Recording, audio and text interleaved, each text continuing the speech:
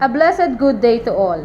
It is my privilege to present to you our research with the title Stress Management of Public Elementary School Teachers in NAIC, Division of Cavite, Basis for a Wellness Program. I am Maria Concepcion L. Cabuhat, and together with me are my co-authors, Sir Raymond B. Hoxon and Ma'am Rilson K. D. Calantog from SDO Cavite Province. Teaching is recognized as a highly stressful profession. Stress, if not managed, affects both personal and professional of the teacher, inherent in a teaching role. Effective stress management can transform teachers' experience into a positive and rewarding contribution to the growth of individual learners and the larger society. The proposed wellness program is to improve employees' health and well-being, often through preventive care, which is presented in a matrix program with features of wellness component, objectives, wellness strategies, actions, person responsible, timeline, success indicator.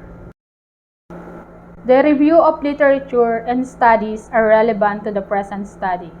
They serve as guidelines and provided great help to the researchers' ideas and information on the level of stress and stress-reducing mechanism commonly utilized by public school teachers as basis for a wellness program. The descriptive method of research was used to identify, analyze, and interpret the level of stress and stress-reducing mechanism commonly utilized by public school teachers in NAIC, Division of Cavite. A survey was utilized to describe perceptions of members of a target population regarding a particular of coping up stress. Many researchers that survey instrument have been found to be very effective in describing the characteristic of a population. Table 1 presents the summary of the level of stress of the respondents. As presented in the data, all variables are rated very satisfactory. Overall, the level of stress of the teacher respondents were rated very stressful as supported by overall mean value of 3.72. Table 2 shows the summary of the significant relationship of the respondents. As reflected in the table, there is a significant relationship between age, sex, and number of years of the respondents and stress-reducing practices, and no significant relationship with educational attainment. Table 3 shows the stress-reducing practices among public school teachers. As shown in the table, 4 indicators were rated always. These are music, physical exercise, sleep, and breathing exercises. Table 4 shows acceptability of the proposed wellness program. As manifested in the data, all items were assessed acceptable. Wellness is the state of good mental, physical, and emotional health. In implementing the wellness program, the school should be committed to empowering teachers to live healthy and active lives and to hope to be an integral to creating healthy community in schools.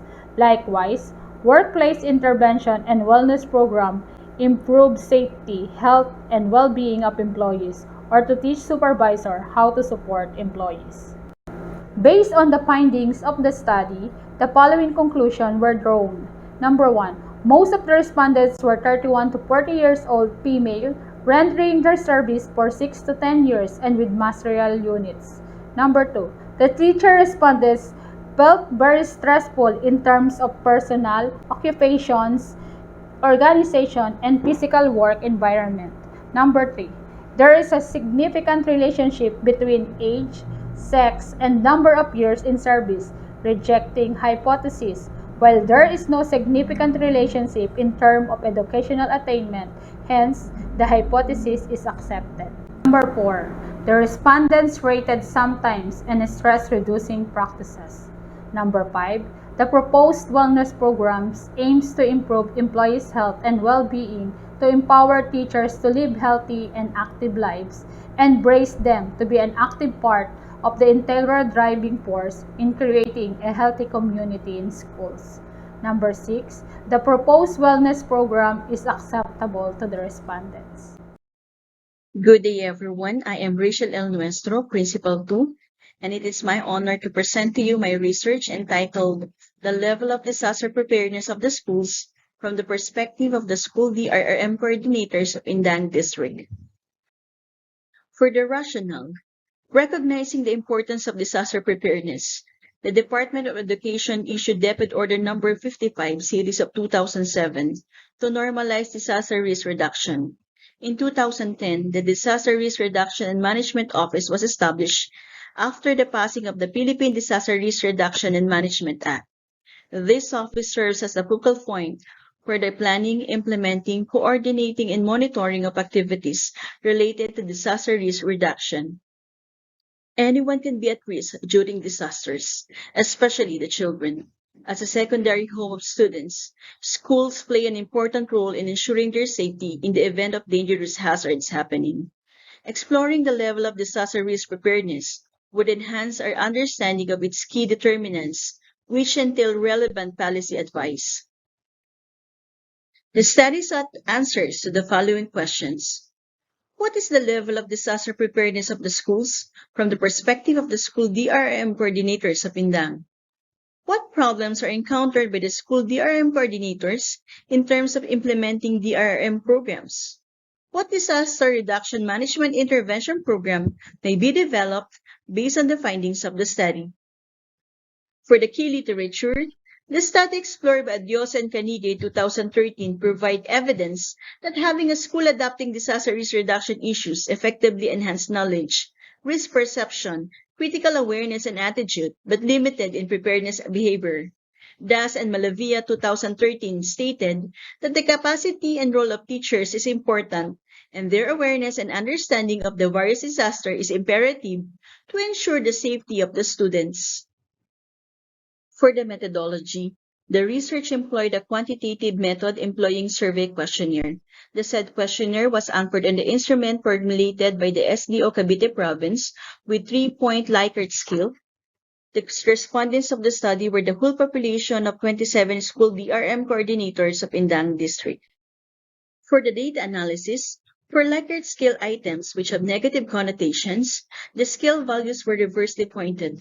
Results of the questions based on Likert scale as well as problems encountered in implementing DRM programs were presented using descriptive statistics such as frequencies and percentages.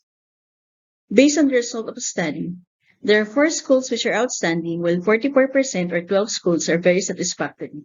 On the other hand, 37% of the schools belong to satisfactory, and there is 1 school that needs improvement. It only shows that school DRM coordinators have generally been compliant with the risk reduction and disaster preparedness program. With regard to problems encountered in implementing DRM programs, most schools have fire extinguishers, but they are very expensive to maintain. They do not have a spine plate that can be used to transport injured people for emergency medical care during drills. In addition, most respondents agree that the school could not be kept safe due to the lack of school guards. The presence of stray animals on school grounds is a safety issue for school staff and school stakeholders. 16 respondents said that the students' participation in the new regular DRM-related activities was minimal due to problems with internet connectivity and remote communication of various activities. The efforts to build disaster preparedness schools have to be a mutually important agenda and the responsibility of the school communities and stakeholders. The following are the proposed intervention programs for the disaster reduction management. For the conclusion, the disaster preparedness level of the schools in Indang Cavite was found to be very satisfactory. Among the 3 pillars, risk reduction and resilience education were highly evident, while the other indicators in safe learning and facilities and school disaster management still need to improve. The absence of a school guard, the presence of stray animals on school grounds, and the minimal student participation in conducting DRM-related activities in the new normal are just a few of the issues that Indang's DRM coordinators have to deal with. To maximize the effectiveness of this study, the researcher recommend to take the following measures. These are the references used for the study. That concludes my presentation. Thank you very much. Hey everyone, the title of my research is about the effectiveness of the parents and teachers partnership practices in the new normal of education. I am Rebecca B. Pinol, Master Teacher 1 of Cavite Elementary School, Municipality of Alfonso, STO, Cavite Province. Okay, to begin my presentation, parents and teachers partnership begins during the enrollment time. It is when the parents or the guardians submitted the enrollment requirements such as School Form 9 or the Progress Report Card to a teacher, so-called class advisor. A partnership in school occurs through a constant communication about the learner's progress, concerns, and challenges encountered in the educative process, especially in this time of pandemic that the school closes and the distance learning were implemented by the Department of Education. Okay, the parents and teacher conferences occurs uh, quarterly. In the Philippines context, continuing education of a student depends greatly on parents. It is a given fact that all teachers want the learners to continue school in every way possible. But how about the number of stakeholders? This is the parents. For the methodology, uh, this research has a respondents of 109 grade 6 parents or guardians, school year 2021-2022, and 11 of them were interviewed for the qualitative part. This research is a mixed combination of quantitative and qualitative research. Okay. Google Form were used in order to gather data. Hard copy were also provided to the parents who has no access to technology. To analyze the results, frequency count and percentage was used, and also the weighted mean. This is the part in the quantitative part. Okay. While for the qualitative, the responses of the respondents were grouped according to for the findings, the level of effectiveness of parents or guardians on the parents and teachers partnership practices in the new normal of education is effective, or the weighted mean of 3.24. Okay. The results number 2, for the personal comments, suggestions, and recommendation of parents or guardians, the comments are the parents are thankful to the teachers for the effective delivery of distance learning. And also, uh, they are thankful for the constant communication between the parents and uh, the teachers. The parents has also trust and confidence uh, to the teachers that they can deliver the instructions despite of pandemic. For the recommendations, they recommended for regular monitoring, longer time of before the submission of the accomplished learning activities, and parents-to-parent support, and also the in-person classes. For the suggested activities, case home visitation, constant communication via mobile call or video call, parents and teachers conferences, school activities that involves with the other members of the family. Implications. This research has determined the level of effectiveness of parents and guardians partnership practices. The results of this will be included in the basic education and learning continuity plan. Okay, for the recommendations, this research can be administered to the parents or guardians from other grade level, and the results will be integrated to the BELCP of the school. These are the references, and again, I am Rebecca B. Pinol of Katitinga Elementary School, presented the research, the effectiveness of the parents and guardians partnership practice in the new normal of education. Thank you for listening and have a nice day.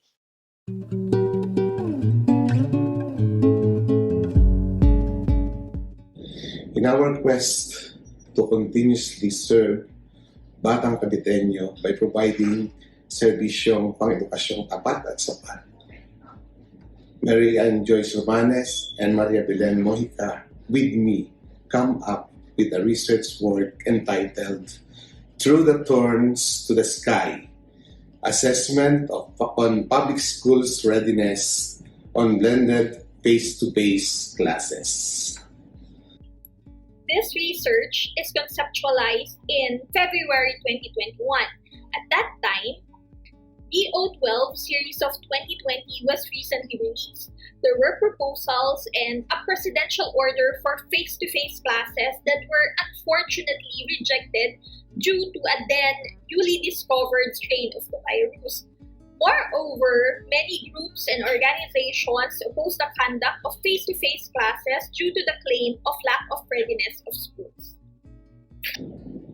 We focused the research activities on the following questions. What are the available data relevant to the possible resumption of face-to-face classes in relation to letter A, students, B, personnel, C, facilities, D, system, and letter E, stakeholders? Is how ready are the schools under this understudy to engage in face-to-face classes based on the above mentioned data? And number 3, how can the schools division office help in making schools understudy more prepared to the transition to blended face-to-face classes?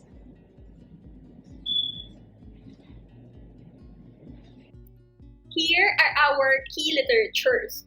First is the report of the former Secretary Briones in December 2020.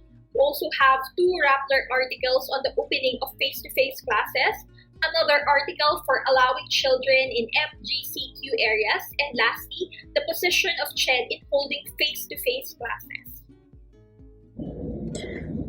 For the methodology of the study used a purposive sampling technique where Ternate and Magallanes District were the participating schools. Data were gathered and collected through the use of school safety assessment tool survey and were analyzed using the frequency count and percentage.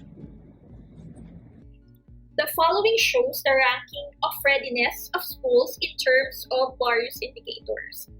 Findings showed that the highest percentage of readiness were homeschool coordination, protective measures, and school traffic management. The least percentage of readiness can be found in shared responsibility, limited face-to-face classes, and PPEs. When these indicators are grouped, the highest percentage readiness can be found in system-related factors. From the data that we gathered, DEP and Cavite prioritized the following areas for the resumption of face-to-face classes. First, the conduct proper of the limited face-to-face classes. Second, the alternative work arrangements of the personnel. Third is the provision of PPEs. Fourth, the COVID case management. And lastly, the shared responsibility among the stakeholders. For the implication of the study, as per results presented, most schools in Magallanes and Ternate districts are still not yet ready for face-to-face classes.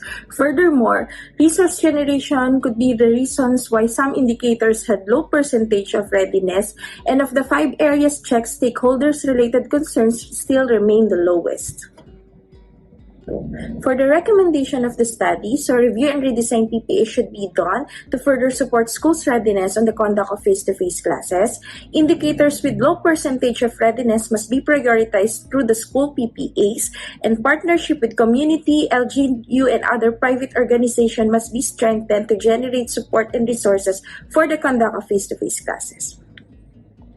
On behalf of my co-authors, we sincerely thank you for listening in our study. We hope that you learn a thing or two. Mabuhay ang DepEd! Good day, everyone. I'm Shanita Icares, and with Ma'am Loveliness Mendoza and Sir Arnold de los Reyes, we're here to present our study Utilization of Mobile Application Development Program, or MAD program, in learning enhancement of students in New Normal. In Bukal National Integrated School, grade 7 to 12 students with a total number of 403 who live in Marugondon are the only students who are allowed to participate in limited face-to-face modality last April 2002. Hence, the challenge on motivating and giving intervention to those struggling learners at home remains. That's why the researchers conducted the MAD program that aims to contribute in finding a solution in changing the process of learning and in uplifting the motivation among students who need intervention in more innovative and entertaining methods. Moreover, this study will contribute to additional technical skills for teachers in crafting intervention materials through developing mobile gaming applications.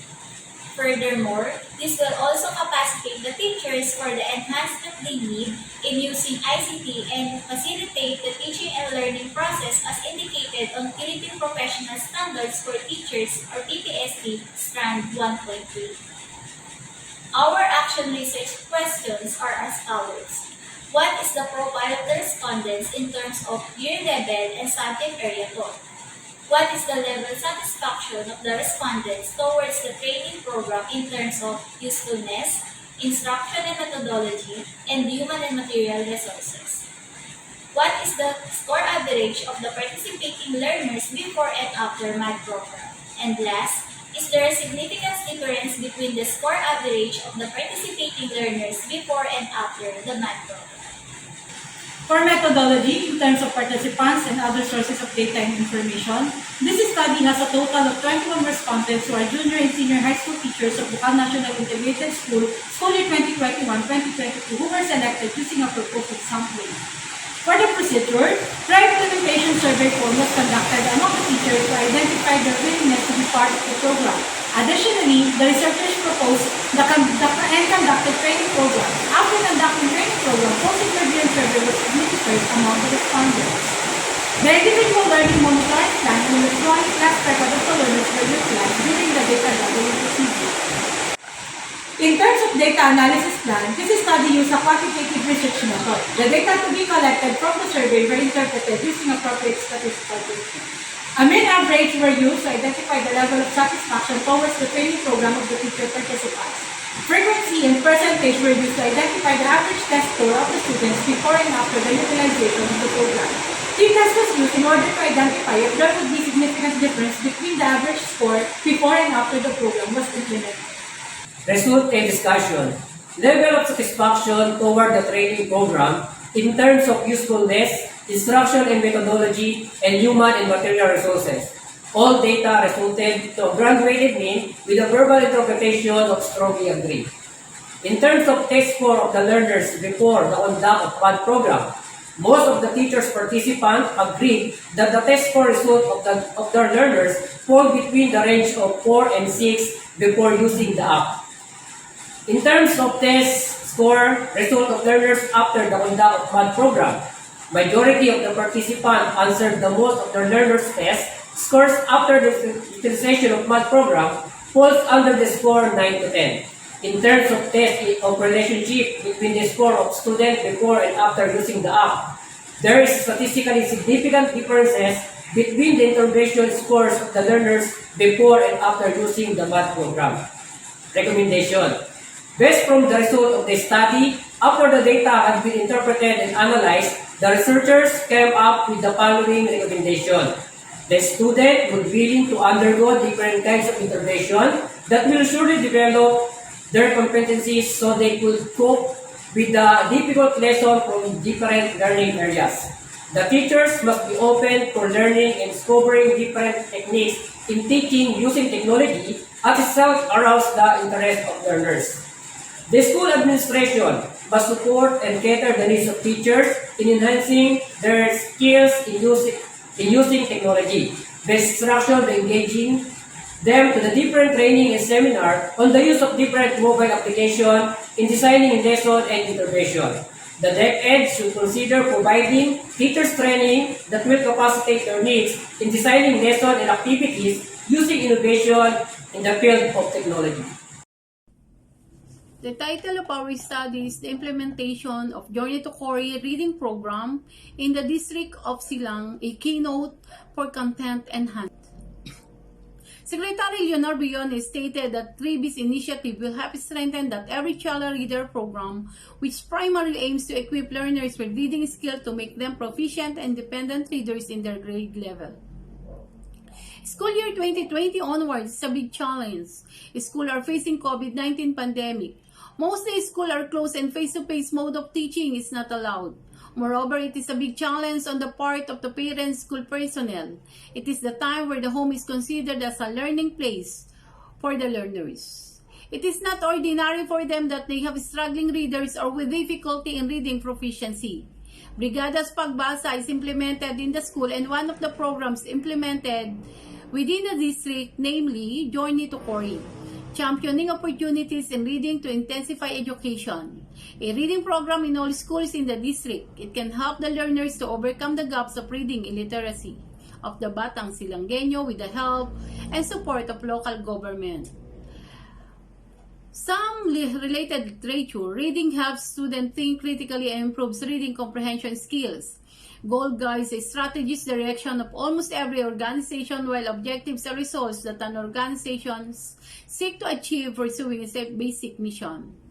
It can help the learners to overcome the gaps of reading literacy of the Batang Silanggenyos. Learning resources given and used by the non-readers and struggling readers. And this study makes the implementation successful, content flexible methodology and assessment to facilitate available instructional materials and budget support by local government. For the methodology, descriptive method was used. For the sampling, 97 teachers, 106 home facilitators, 94 volunteers, with a total of 297 respondents using the Slovene formula. Home facilitators are the parents or guardian. Reading volunteers are the Sangguniang Kabataan officials and school parents-teacher association officers. For the data collection, we have survey questionnaire, English method for the teachers, and Filipino method for home facilitators and reading volunteers. For the data analysis, frequency, weighted mean, and ANOVA were used. For the result and discussion, for the question number 1, Journey to Korea reading program assessed by teacher, home facilitators, and reading volunteers with regards to goals and objectives described as good, with the overall mean of 3.21, and for the content, an overall mean of 3.08 described as good too. In methodology, an overall mean of 2.98, and for assessment, a mean of 3.21, both described as good.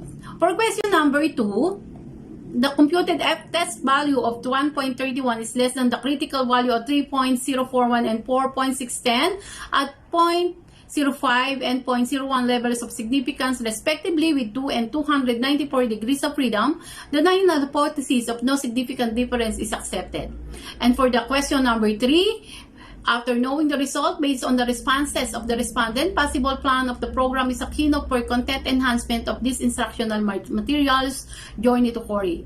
For the implication, it improves the reading development and literacy of learners, aligned with previous study through stakeholders, the ones who take charge. Reading program interventions with the help of internal external stakeholders help the administrators and teachers to attain the goals of development policies regarding reading intervention and enhance the reading intervention resources for the better improvement.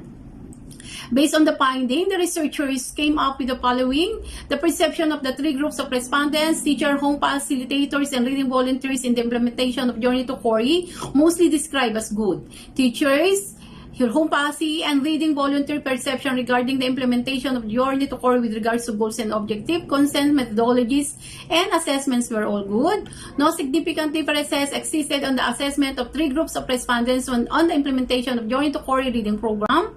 And after interpreting the responses of the teachers, home facilitators, and reading volunteers, the researcher highly observed that they need to tapping the district supervisor and experts for the enhancement of the learning materials developed, coordinate with the persons involved in the learning materials, coordinate with the master teachers, reading key teachers to have focus group discussion, and tapping the authors who have digital library production accessible to all teachers, home facilitators, reading volunteers, and learners. And for the references, here are some of the references used.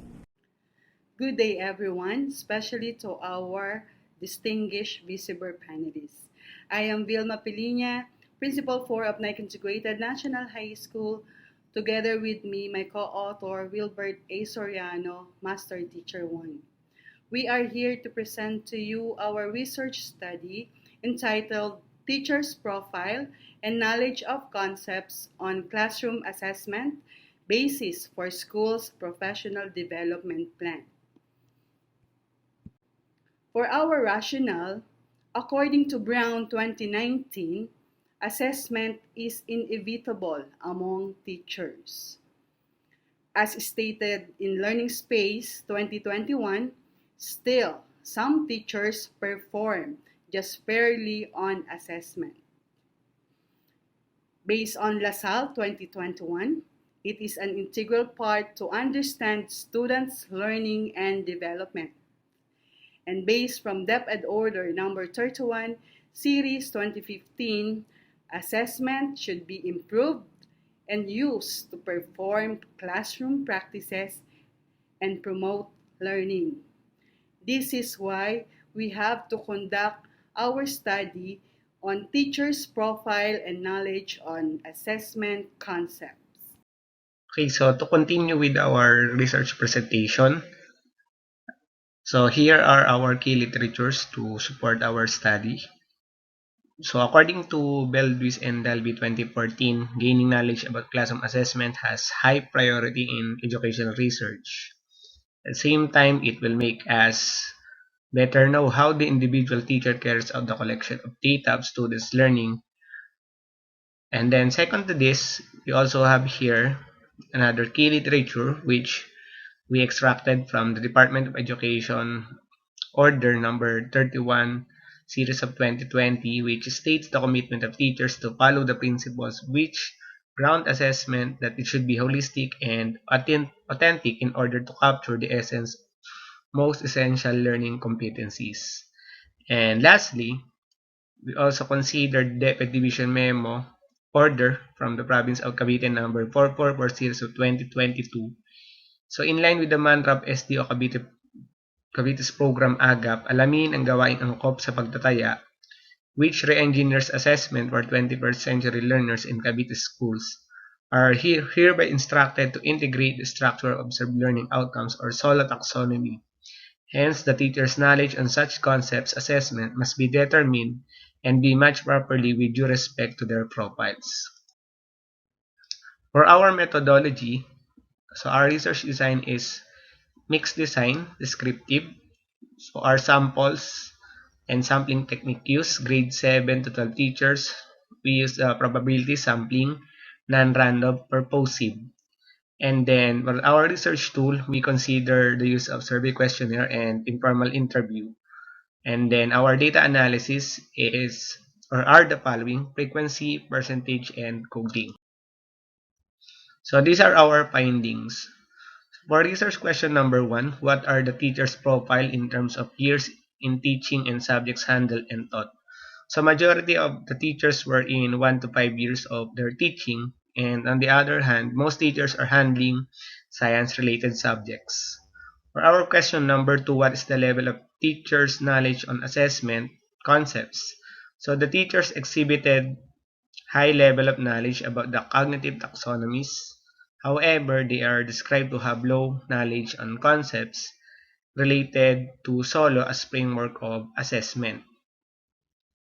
For our question number 3, what kind of teacher professional development program or support can be drawn from the study or from the findings? So, found out that trainings on development programs focusing on SOLO framework must be done as well as with capacity buildings that will enhance teachers' knowledge on similar frameworks of assessment. And for our conclusions, so we arrive on the following. So number 1, teachers' profiles such as years of teaching, specialization, and depth of knowledge on assessment concepts are factors to be considered in crafting quality assessments. Then teachers are not yet much familiar with concepts related to SOLO as a framework for creating test items. And then teachers must be placed accordingly to subjects they teach as their as per their specialization as much as possible. And then for our recommendations, so we have 3 recommendations here. Number 1, it is recommended to also examine the affective and psychomotor skills of teachers in relation to crafting assessments. And then second, it is suggested that trainings and programs about assessment frameworks must be done in order to bridge the teachers know to what something new on classroom assessment. And then third, school administrators must consider teacher profile as they were displaced on their respective work assignments, especially to subjects they shall teach, since it connects a lot to their assessment knowledge. Good day, I am Mrs. Jeneline Loyola, and together with me on this research are Mrs. Marigla Bayot and Dr. Yolanda Lumanog. The title of our research is Madrasa Education Program of Division of General Trias City under New Normal, Basis for an Intervention Plan. Muslim students in the world receive some or all of their formal education in a madrasa. Philippines is one of the countries where Muslims are in minority. In General Trias, Tropical Village National High School, Tropical Village Elementary School, and Tejero Elementary School are the schools that implement Madrasa Education Program due to the presence of Muslim community in the areas where they are located. Madrasa Education Program was initiated by DepEd since 2004. Muslim pupils in public elementary schools are required to attend classes where they learn the Arabic language and Islamic values. The presence of COVID-19 changed the usual routine of classes. In the study made by Trias, it was mentioned that education sector is one of the highly affected by COVID-19 pandemic. This provides strong basis for the conduct of this research. With lots of feedback created about new normal education, it is important to hear the sentiments of Muslim students with their teachers and parents, who are given additional subjects under Madrasa Education Program with the implementation of inclusive education. Research questions. First, what is the status of Madrasa Education Program at School Division Office of General Trias City in terms of fiscal adequacy and capability, faculty and development, and curriculum and instruction? Second, Muslim teachers, students, and parents were interviewed to identify their experiences and the challenges faced in Madrasa Education Program under New Normal, with the purpose of developing an intervention plan to address the challenges. We used purposive sampling as it targeted all madrasa teachers from 3 schools implementing MEP at the Division of General Trias City, 15 Muslim students, 5 from each school, and 15 Muslim parents, 5 from each school. Mixed method concurrent nested design was used since the study used quantitative method to answer SOP1 by using a questionnaire for madrasa teachers adapted from the work of Hamalundi and Kadir, who studied the madrasa education in Zamboanga City, which underwent another validation by 3 experts after changes were made. Qualitative method was used to answer SOP2 and 3 through a semi-structured interview. For data analysis, weighted mean was used for SOP1, and thematic analysis was used for SOP2 and 3.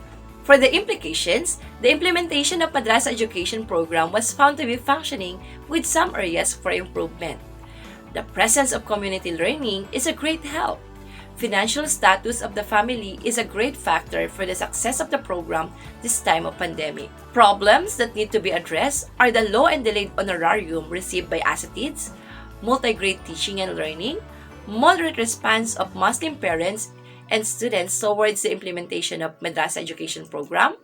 Organizing correct students' profile plays a great role in reaching out all Muslim learners. Based on the result of our research, we came up with an intervention plan, and the areas of concern are fiscal adequacy and capability, faculty and development, curriculum, and enrollment. For recommendations, DepEd officials should consider recapacitating education program supervisor in charge in Madrasa Education Program or Division Alive Coordinator on Madrasa curriculum, especially on Arabic language, for ease in supervising the teaching and learning processes and ensure quality in the implementation of the program. Address the low and delayed honorarium of the asatids and the presence of multi-grade. Reorient Alive implementing schools on Madrasa Education Policy Guidelines for the proper implementation of the Madrasa Education Program. constant communication of schools implementing MEP with the ASATIDs, provision of assistance in reaching out to Muslim learners. It is also recommended to look at the implementation of Madrasa education program in face-to-face setting. Studying the actual teaching and learning process could also be done to see the effectiveness of teaching strategies used by ASATIDs in delivering the lesson. Consider implementing the intervention plan proposed in this study. Thank you, and that is the end of our presentation. Blessed day, everyone. In behalf of my co-proponents, Dr. Chirena R. Guantia, EPS in MAPE, Ma'am Helen A. Katanawan, School Principal 2 of Mangahan Elementary School, I would like to share with you the outputs of our research study entitled Ensuring Access and Equity for the Out-of-School Children through the Kindergarten Catch-Up Education Program or KCEP, focused on parents' engagement and pupils' developmental skills. My name is Dr. Maria Heidi Aleng Vita here, EPS Special Education in Kindergarten, SDO General Trias City. Republic Act 10157 recognizes that kindergarten education is vital to the development of Filipino child, for it is the period when the young's mind absorptive capacity is at its sharpest. It is also the policy of state to make education responsive to the needs, circumstances, and diversity of learners, schools, and communities, using developmentally appropriate and culturally sensitive practices. Current data from the CSWD revealed that there are still a lot of children who are out of school. Hence, the Division of General Trias City launched the Kindergarten Catch-Up Education Program or KCEP, which refers to the various educational delivery modes and intervention for children above 5 years old who are caught in difficult circumstances that they miss schooling, especially at the time of pandemic. This is an intervention, a play-based program adapted from the Teacher's Guide and MELS, which has been modified at the time of pandemic to cater to overage children found during the early registration and child mapping activities pursuant to DepEd Order 11 Series of 2014. There are 2,836 or 33.46% of the total enrollment since September 2022 comprised of 8,477 learners, and these 2,836 were considered early registrants for kindergarten. This is a mixed method research study which utilized quantitative and qualitative data. Access in Education intends to address the remaining gaps in participation by expanding learning opportunities for them in collaboration with the parents.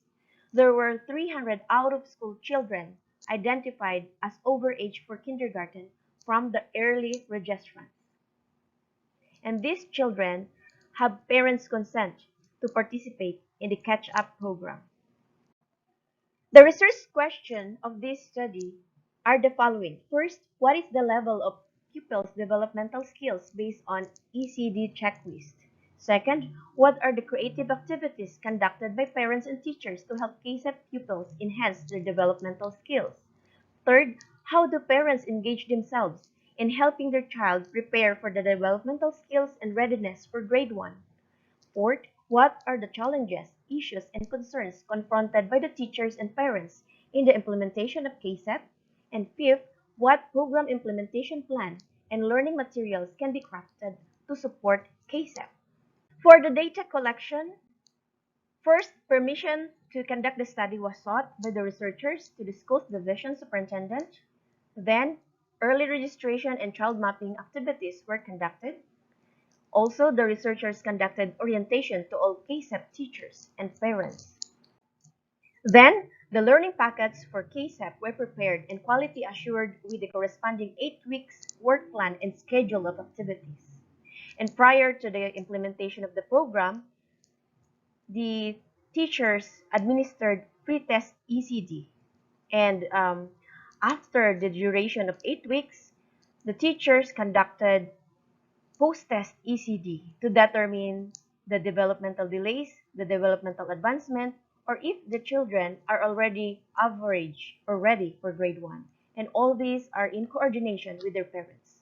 And of course, the researchers conducted focus group discussion, administered survey questionnaires to teachers and parents, and these were analyzed, including children's portfolio and ECD results. A pleasant day to each and everyone. This day, allow me to present my completed research entitled Safety Protocol Within the Educational Workplace and Coping Mechanism in Managing Job Stress, Basis for Developmental Plan for Teachers' Welfare Amidst COVID-19 Pandemic. I am Sir John Reck, Teacher 3 from Santiago Integrated National High School, Division of General Trias City, and a 6th Cycle Basic Education Research Fund grantee. The COVID-19 pandemic disrupted the lives of people all over the world regardless of nationality, level of education, income, or gender. Teachers have to protect and satisfy their physiological needs as well as safety needs, which include the security of body and health, before they can proceed to fulfill the higher needs. When a teacher is set to work in a given condition, this would result in a fight or flight response.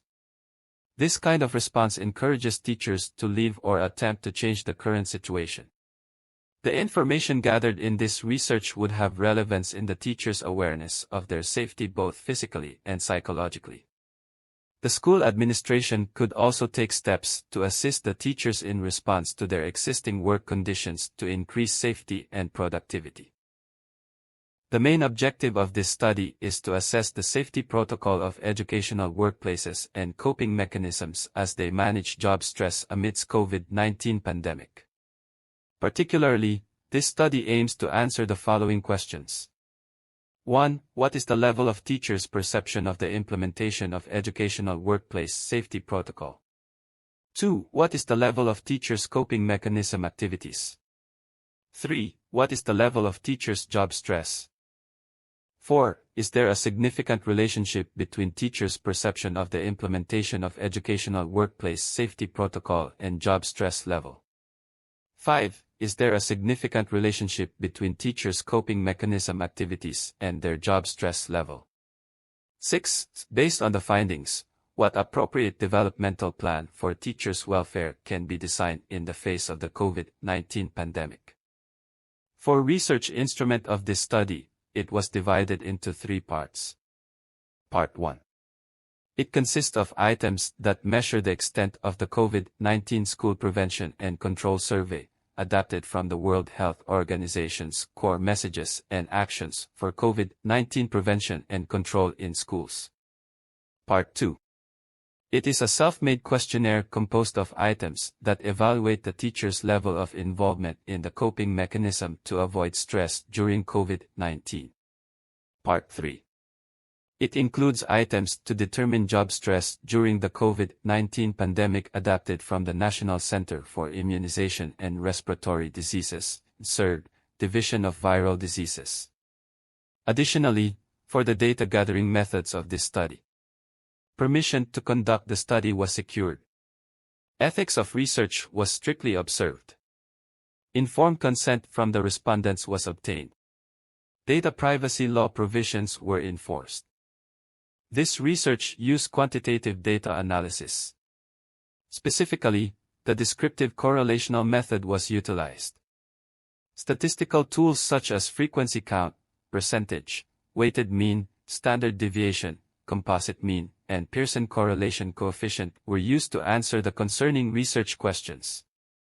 Upon the selection of the participants, this study employed stratified random sampling with a total of 112 selected teachers who are more frequently reported physically from 4 schools of Cluster 6 Division of General Trias City, Cavite.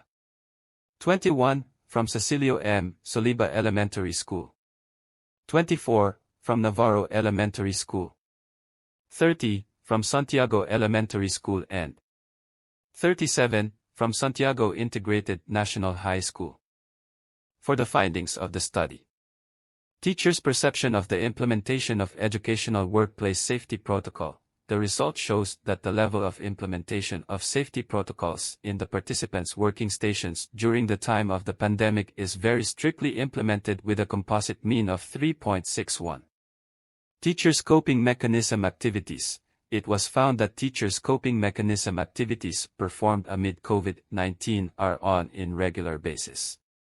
For teachers' job stress, it was recorded that teachers experience a low level of stress during COVID-19. Good day to all the researchers and participants in this year's virtual conference of basic education researchers. Together with me here are my co-researchers, Dr. Lynette P. Rube, our Education Program Supervisor in Mathematics, and Ms. Maria Cherina Di Manalo, our PSTS in Cluster 9.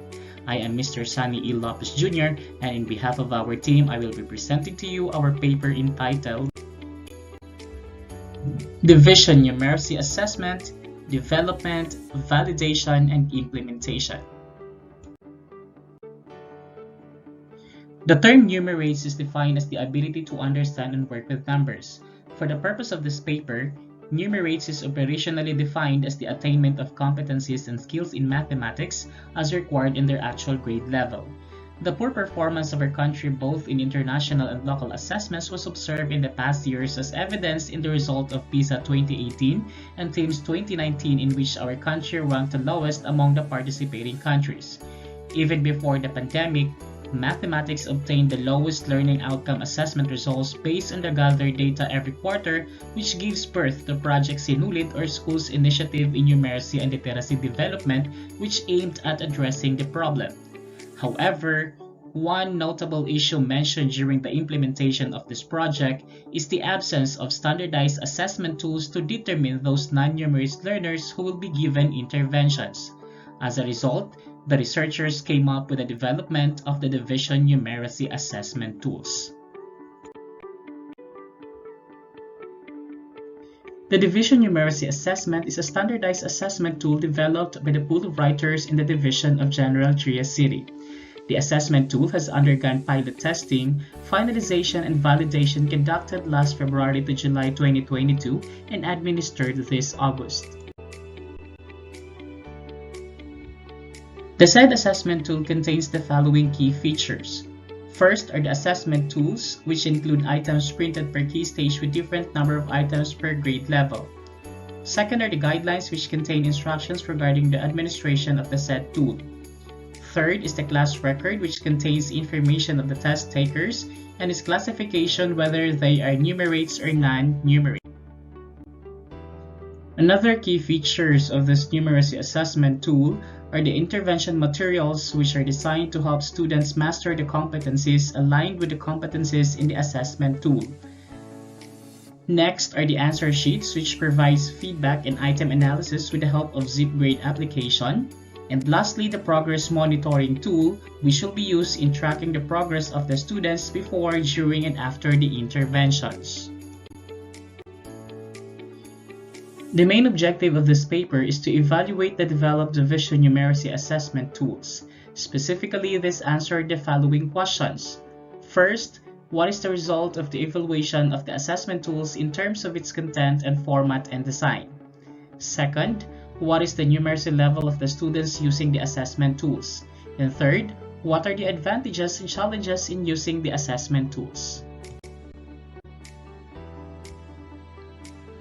The participants of our study include the 10 master teachers and 3 EPS from other divisions who evaluated the tool in terms of content, format, and design.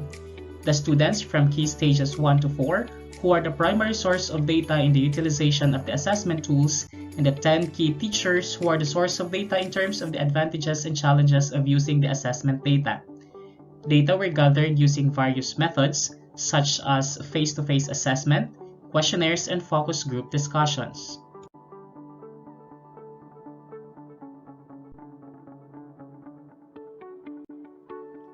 The numeracy assessment tools were evaluated in terms of the content and format and design, which obtained an overall mean of 3.65 and 3.75 respectively. The numeracy level of the students was presented per key stages. For key stage 1, the average percentage of numeracy is 47%, 19% for key stage 2, 12% for key stage 3, and 10% for key stage 4. Students have low mastery on the fundamental skills needed to attain the required competencies in their actual grade level. The division also has an ongoing interventions for the non-numeracy students as included in the division numeracy package. According to one of the teachers, it is an excellent help to teachers that after identifying the numeracy level of the learners, there are readily available interventions for them. Good day everyone. I am VCBER Visayas, Master Teacher 1 from Mathematics Department of Governor Ferrer Memorial Integrated National High School, Schools Division of General Trias City, together with my co-researchers Ms. Julie V. Buku, Master Teacher 1 of English Department, and Ms. Lorraine A. Voloso, Master Teacher 1 of Science Department, to present to you our research about PARTURE, Parents' Assistance Rendered to Children at Home for Essential Remediation towards a framework for essential parent participation in homeschool. Let me introduce to you our research. The sudden outbreak of the COVID-19 pandemic brought an impact to education. It urged the government to give a mandate to the school's closure, but education has continued. The lethal effects of the virus coexisted with the mandate of the government in its mission to educate the learners. In its commitment to ensuring teaching and learning continuity, while looking after the health, safety, and well-being of its learners, teachers, and personnel, the Department of Education issued DepEd Order No. 12, Series 2020, titled Adoption of the Basic Education Learning Continuity Plan for the school year 2020-2021, considering COVID-19 pandemic. For our research questions, we have the following. First, what are the responsibilities of parents in educating their children at home? Second, what are the challenges parents have experienced during the pandemic in educating their children? Third, what technical assistance can be provided for parents based on the challenges they have experienced? And last, what framework can you suggest on the implementation of the project? For our research methodology, the participants in the study were the 30 selected parents of grade 7 students of Governor Ferrer Memorial Integrated National High School. The study was conducted during the second grading period of the school year 2021-2022 and lasted for 6 weeks. The sample was chosen using the purposive method. The 30 parents were the subject of the study due to the reason that their children under MDL class have low results in learners' outcome assessment. The researchers adapted thematic coding from phenomenological qualitative data using en vivo application. This process involves scrutinizing passages of text that adhered a common theme. Unstructured interviews were undertaken by the researchers as the instrument in gathering responses. Interviews were utilized in the conduct of the study, which embodied the research questions. This study utilized a questionnaire and focus group discussion as research instruments. The questionnaire was developed by the researchers with the informed consent of all participants. The study obtained technical assistance from the Schools Division of General Trias City. The questionnaire included some demographic information and various questions crafted to disclose parental opinions on the responsibilities of parents in assisting their children at home for essential remediation. The study was conducted in 5 phases. Phase 1 covered the development and validation of the research instrument, while Phase 2 focused on the distribution of questionnaires and orientation of parents and teachers on their participation. Phase 3 facilitated the conduct of focus group discussion, while Phase 4 consumed the conduct of the interview. The last phase concentrated on transcribing and interpreting the results. The primary data were collected during the schedule of distribution and retrieval of the learning modules. Another set of interviews was conducted and arranged for clarification of statements and verification of the information in a face-to-face modality. The interview and focus group discussions with the grade 7 parents of the said school revealed that the parents' experiences, ideas, and perspectives embodied their roles in remote learning. The predominant themes which stood out were as follows: parent as multitasker, proficient mentor, and dynamic coach. Parent as multitasker. Parents were faced with the new challenge of being both parents and teachers at the same time. Most of the participants agreed that their responsibility to guide their children is very important. Parents are aware of the responsibility that they must guide their children. The parents are aware that homeschooling is not a self-study program. Parent as proficient mentor. Parent mentors should provide extra eyes, ears, and hands in assisting their children. They should amplify their strengths by empowering themselves with concepts of self-esteem, patience, and indomitability to accommodate the reluctance and inadequacies of their children. Parent as dynamic coach. Parents must be equipped with the knowledge and skills about the utilization of educational platforms in assisting their children in their homework. Teachers' Perception of Project Codit in Implementing Distance Learning by Janice B. Reyes and Nicanor O. Reyes II. School year 2020-2021, perhaps the most challenging school year for the Department of Education. The pandemic caught everyone by surprise, and we are not fully prepared to mitigate its effects in different aspects. In the previous school year, distance learning was the only option for the entire country in order to continue the education of the Filipino youth. In light of this, Dasmarinas North National High School offered two learning modalities suited for the context of the students living in its vicinity. Synchronous class of the Science ODL teacher is conducted once to twice a week. This setup enables the students to meet their teachers virtually and make consultations. Unfortunately, this is not the case for MDL learners. Their sole reliance on modules makes it difficult for them to understand the concepts being discussed in the MELCs. In the context of Region 4A, its former director, Diosdado San Antonio, issued a memorandum encouraging the teachers to use the 5 pedagogical approaches, which are the 2C, 2I, 1R, which is mandated by Section 5E of the Republic Act No. 10533.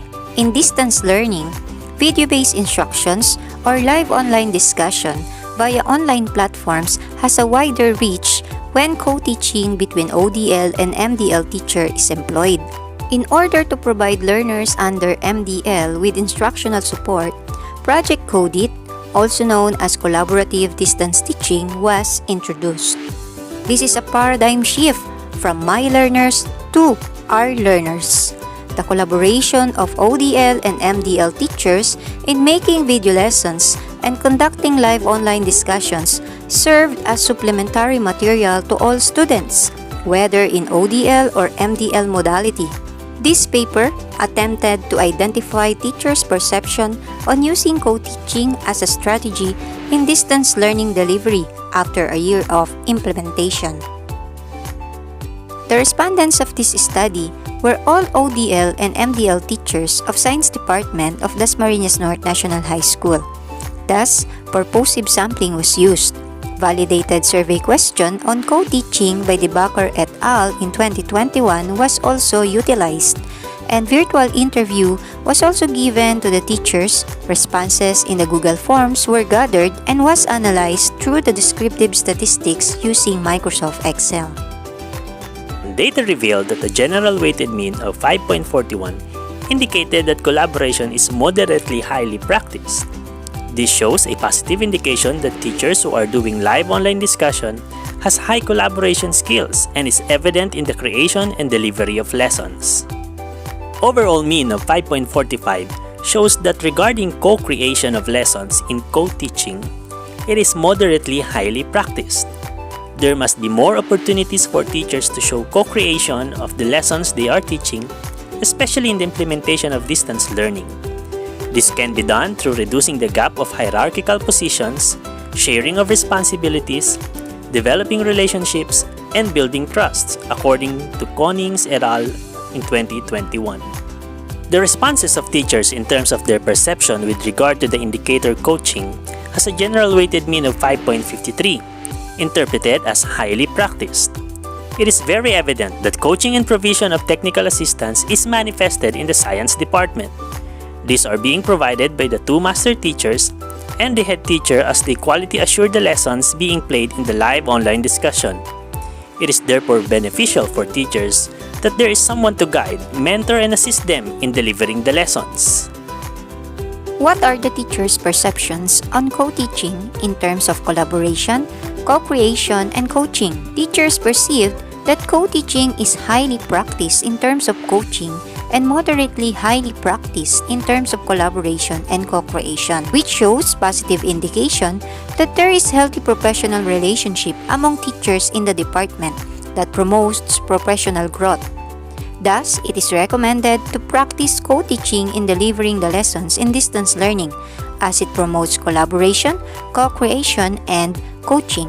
Do teachers perceive co-teaching to be effective and beneficial to students' learning experience during the implementation of distance learning? Teachers also perceive that co-teaching eventually benefits the students in the implementation of distance learning, as they were able to produce quality instructions. Measure students' perception on co-teaching and identify how it affects students' interest and performance in distance learning is recommended. Good day, everyone. This is Michelle S. Mora of Piela Elementary School. Allow me to present to you my research with the title, Gamified Formative Assessment through Kahoot, a tool to measure Index of Mastery. For my introduction, my study focuses first on learning materials. As stated in the Basic Education Learning Continuity Plan, or our BELCP of the Department of Education, to ensure the learning continuity through K-12 curriculum adjustments, alignment of learning materials, and deployment of multiple learning delivery modalities, seem to profit in acquiring meaningful learning experience of the learners. Second, formative assessment. During synchronous classes, teachers conduct formative assessment to check the knowledge acquired by their respective learners. Formative assessment collects data during instruction to monitor how well a learner progresses. Interaction and engagement. Enhancing learning interaction, motivation, and active participation has been facilitated by internet-assisted instructional applications.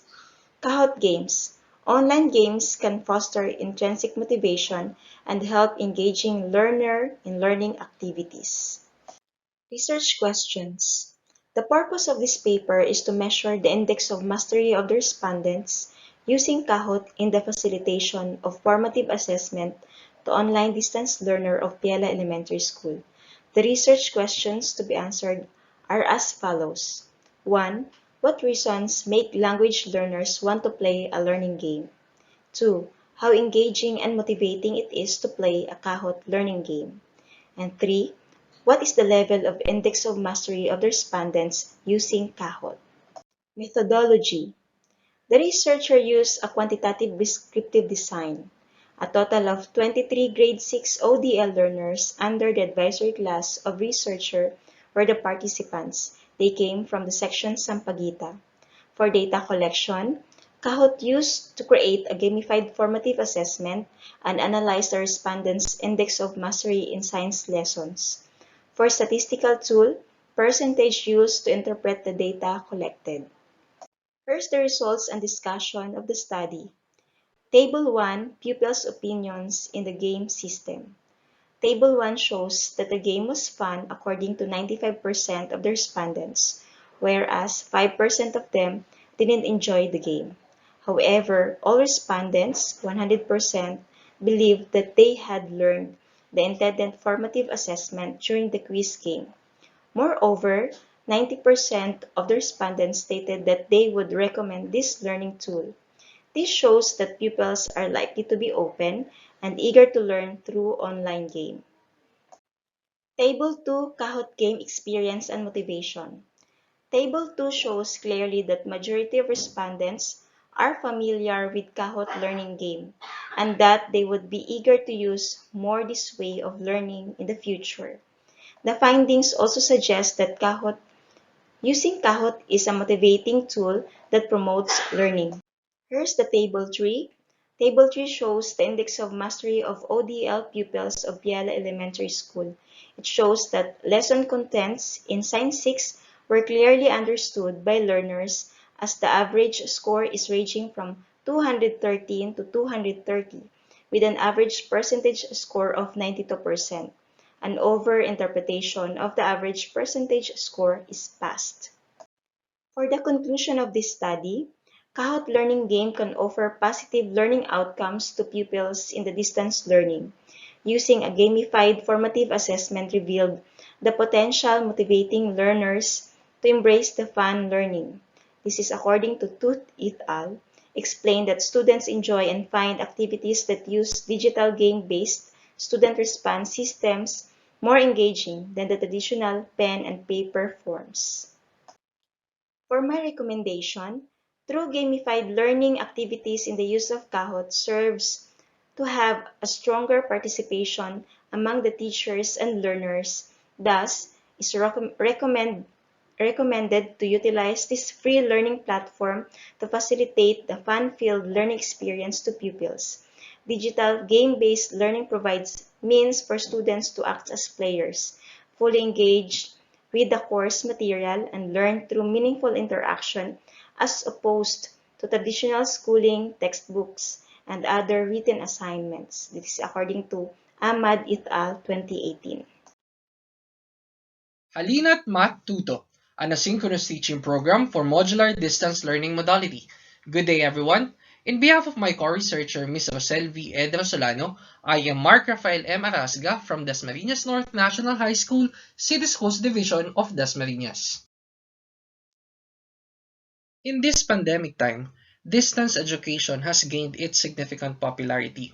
With greater flexibility and a more convenient learning, e-learning has been used by those who are not able to attend face-to-face classes.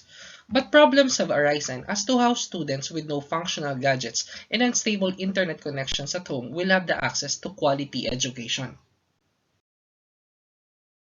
With all the questions and concerns brought by the global pandemic, the Department of Education responded by introducing the development of the most essential learning competencies and different learning delivery modalities. In the context of the City Schools Division of Dasmariñas, public elementary and secondary schools are offering both online and modular distance learning modalities since school year 2020 to 2021 and became the main LDMs of the division. For those who prefer modular distance learning modality, communications are just done via text messages or messenger chats. Since there are no physical and even virtual interactions in this type of modality, problems may not be addressed properly and immediately, and misconceptions may arise if instructions are not that clear. Though instructions in the learning modules were simplified, there are some lessons and subjects that still need the guidance of the teachers, most especially in dealing with mathematics, where direct instruction is still the best method to use. In the setting of Dasmariñas North National High School, almost 90% of the total population last November 2020 were under modular distance learning modality. Because of that, the researchers, as mathematics teachers, thought of another method of providing lessons for the MDL students.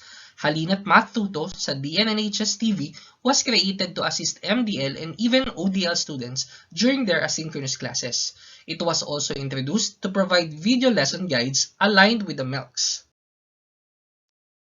For the methods of collecting data, researchers used purposive sampling and identified one student per section in 21 sections to be the respondents.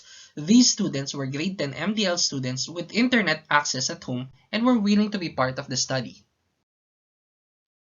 To be specific, first, the researchers prepared all the materials needed, checked and validated by the level leader and the head teacher of mathematics department.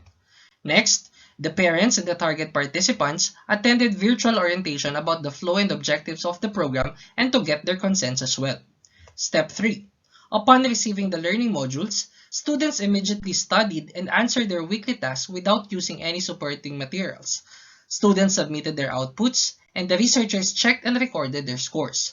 Right after that, students were given the go signal to proceed to step 4, which is the video-assisted learning phase.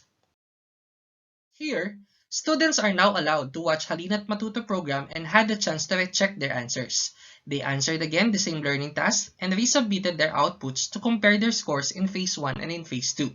They did a two-phase intervention for a month. After that, feedbacking was done to determine the level of effectiveness of the program. Lastly, the researchers organized and interpreted the data to answer the following research questions. Question 1. What are the individual and mean scores of the group in Phase 1 and in Phase 2? In Phase 1, 12 out of 21 students got the passing scores or 53 points and above, while in Phase 2, after watching the videos, 18 out of 21 got the passing scores, with the mean score of 62.33 as compared to 50.76 in Phase 1. It only shows that students performed better in the video-assisted learning phase. Because of that, students are hereby advised to look for other available resources that will help them in studying at home. Next, since the computed t-value was greater than the critical value, there was a significant difference between the mean scores in Phase 1 and in Phase 2. Meaning to say, the huge increase of scores after watching the video lessons was significant. Therefore, educators are encouraged to craft plans and mechanisms in providing help and assistance to those who are having hard times understanding the lessons not just in mathematics but also in other learning areas. Good day, everyone. This is Roma Marian F. Quadania, Master Teacher from Pag-asa National High School, City Schools Division of Dasmarinas. And my research, together with my head teacher, Dr. Eunice Lanipa, is transmedia storytelling towards an expanded teaching of reading in distance learning. So in this particular research, we are trying to see how transmedia storytelling may be included in the strategies of the teachers when it comes to teaching reading in the context of a distance learning, especially in online distance learning. So to begin with, transmedia storytelling is, according to Jenkins 2007, it's actually the integral elements of a fiction getting dispersed systematically across multiple delivery channels. That's why it's transmedia.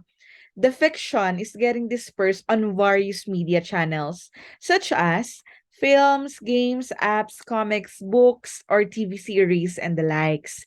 So basically, it's about using various media to be able to uh, actually see how those media would help in understanding the story and on getting to know more on the characters of the story.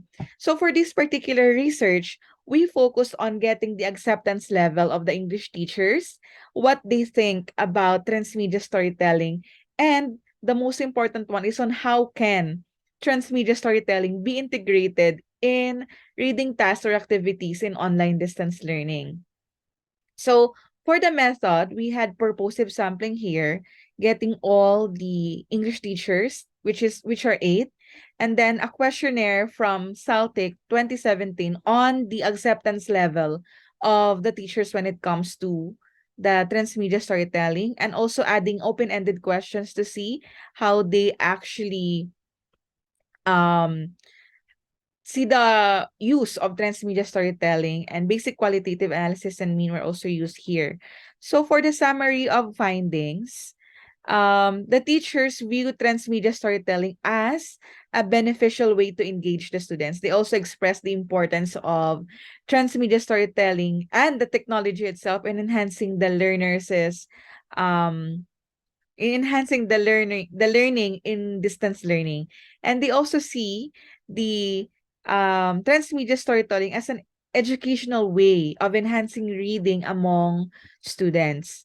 So they also see transmedia storytelling as a supporting material to their reading activities or to their reading tasks.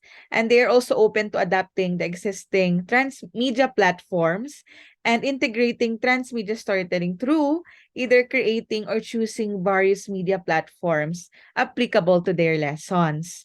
So, as a conclusion, the teachers had a positive acceptance level on the use of transmedia storytelling, and they view transmedia storytelling modifications as something beneficial and educational. Then they also express the adapting of or adapt to adapt existing transmedia platforms, and they are also open in designing new transmedia storytelling platforms for their lessons. So we will be focusing here before the recommendations on the research output, wherein this output is the essence of this research.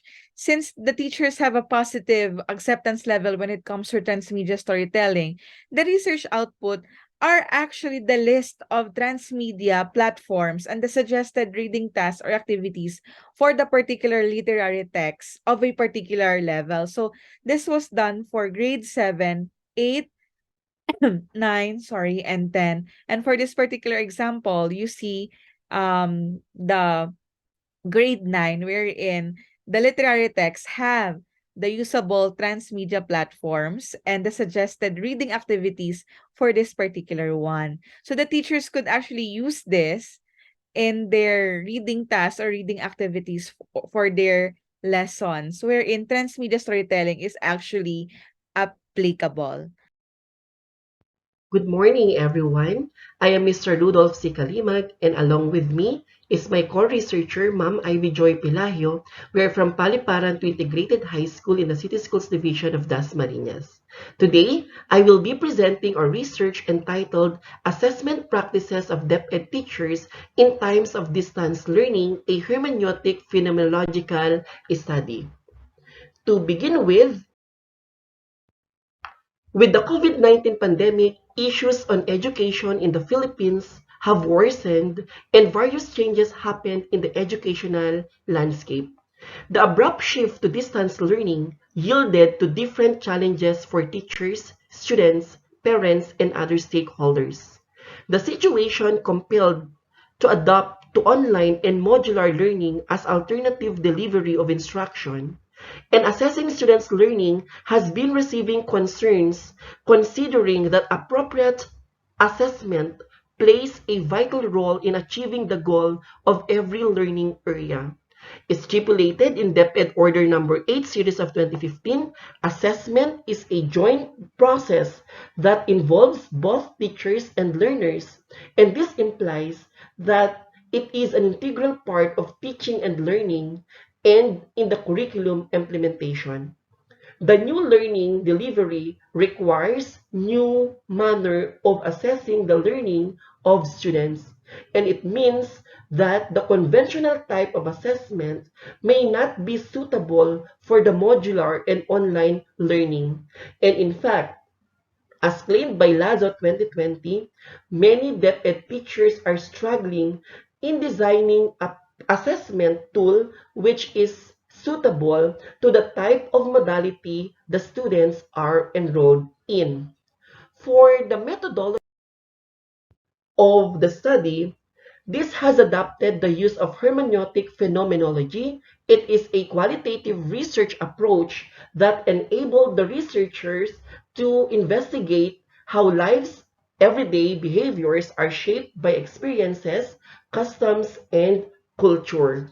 In addition, in selecting the participants of the study, the researchers employed purposive sampling because according to Creswell, it is a technique widely used in qualitative research for the identification on selection of rich cases for the most effective use of limited resources. For the data analysis, the qualitative data was analyzed using thematic analysis. On the other hand, assessment practices of teachers were subjected to statistical treatment to draw facts and decode important findings necessary to substantiate the results of the research.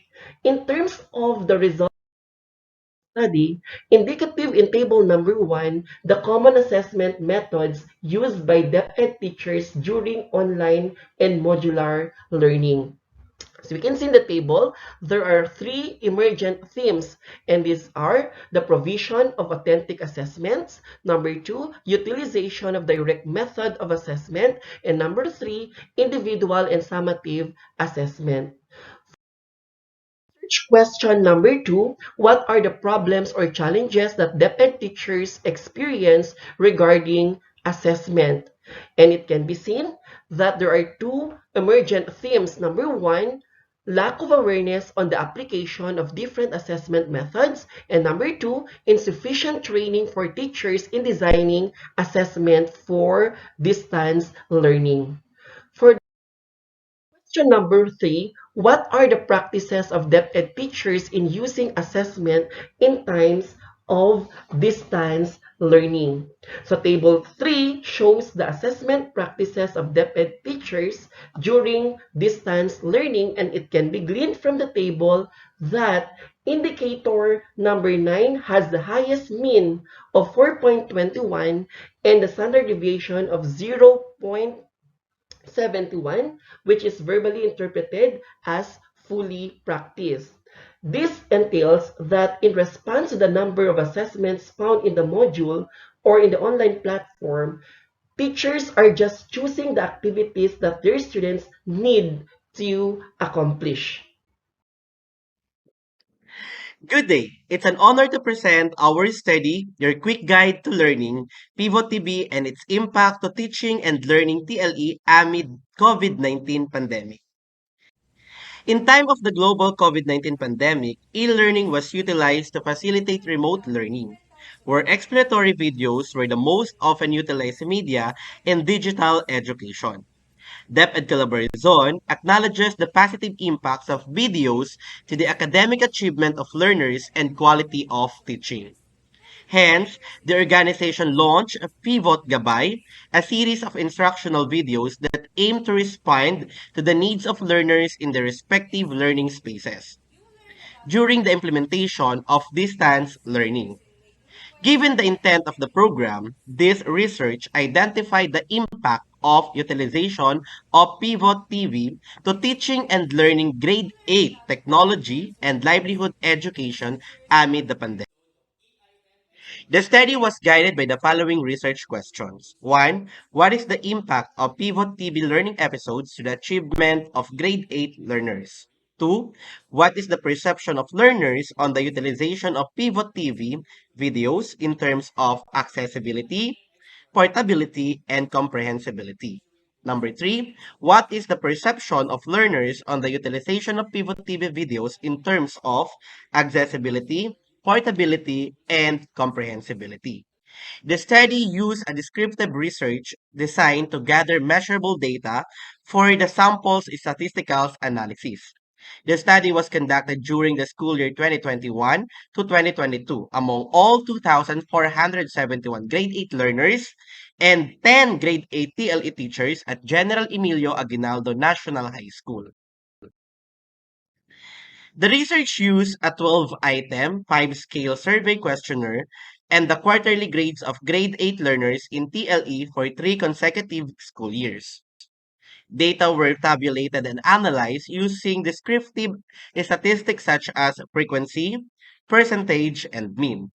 Ethical considerations were put into place for the entire duration of the research period, where from data gathering to its publication, both students and parents' permission were secured for the study. Of pivotal learning episodes to the achievement of grade 8 learners. From data presented, a negative improvement rate was evident between school year 2019 to 2020. The sudden shift to distance learning resulted to a minimal decrease in student achievements in TLE. Upon utilization of Pivot TV in school year 2020 to 2021, learners' academic achievement increased by 3.58%. Perception of learners on the utilizations of Pivot TV videos. In general, respondents agree that the video lessons were accessible. As to portability, respondents strongly agree on all statements that show the convenience of using the Pivot TV episodes. Similarly, students believe that the video lessons are comprehensible and enhances understandings of the lesson. Perception of teachers on the utilizations of Pivot TV videos. In detail, teachers strongly agree on all statements except for I can access the video lessons online and offline, which they perceive as uncertain.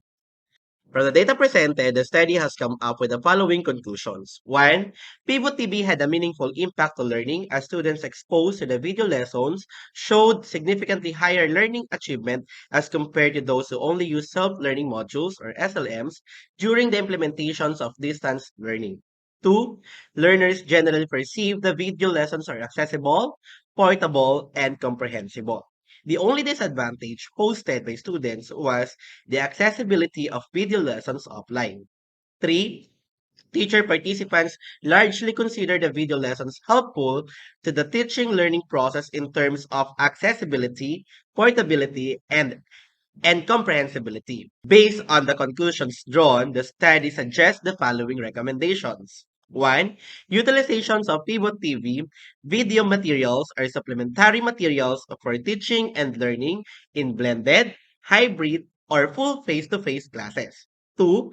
Development of new video materials and review of existing video resources for learning areas or topics that were not covered by the Pivot TV program. 3. Further studies on Pivot TV gabay materials, the study provided a pilot impact evaluations of the Pivot TV initiatives of DepEd collaborations. Further studies on materials for other learning areas can provide more insights on the effectiveness of the program. Here are the references of the study. Thank you very much. Good day. It is a joy to present to you my research entitled Student Reflection on and for Learning, a Foundation for Responsive Teaching. Reflective learning is one of the 5 pedagogical approaches reiterated by the DepEd Calabarzon in support of the educational goals of the Enhanced Basic Education Act of 2013. In the Pivot Idea Lesson Exemplar, students are asked to answer 2 prompts in their notebook, journal, or portfolio. I understand that, and I realize that. With the students being members of Generation Z, the first truly digital generation, electronic portfolios or e-portfolios can be added to the roster of possible means for reflective learning. E-portfolios are seen as purposeful, organized digital collection of artifacts about a student's learning experiences, progress, and academic achievements during their learning journey. Although e-portfolios have been widely used in higher education, not much literature has been documented with the utilization of e-portfolios in basic education. Thus, this research examined learners' experiences on student reflection guided by the following questions. 1. What are the impacts of the reflective e-portfolio among students in terms of motivation and achievement? Number 2. What are the perceptions of students on the development of reflection in an e-portfolio in terms of readiness and implementation? This mixed method sequential explanatory action research ran from August 2021 to July 2022, involving 31 grade 10 learners of General Emilio Aguinaldo National High School, randomly chosen through cluster sampling. Quantitative data were gathered through a researcher-made survey questionnaire and students' quarterly grades in TLE in school year 2021 to 2022. To gather qualitative data, a semi-structured interview was conducted among all participants. Quantitative results were analyzed through descriptive statistics, and qualitative data were subject to content analysis. The researcher ensured that learners' consent and that of their parents were secured prior to the conduct of the study. As to the impacts of e-portfolios, students' motivation in learning ICT increased from a mean of 4.65 or agree to 5.76 or highly agree after the use of self-reflections in an e-portfolio. Students also exhibited increase in achievement from the first quarter to the second quarter, with an increasing trend in quarters 3 to 4. These positive impacts can be attributed to learners' experiences, which are categorized into 5 themes. 1. Reviewing and reinforcing concepts learned.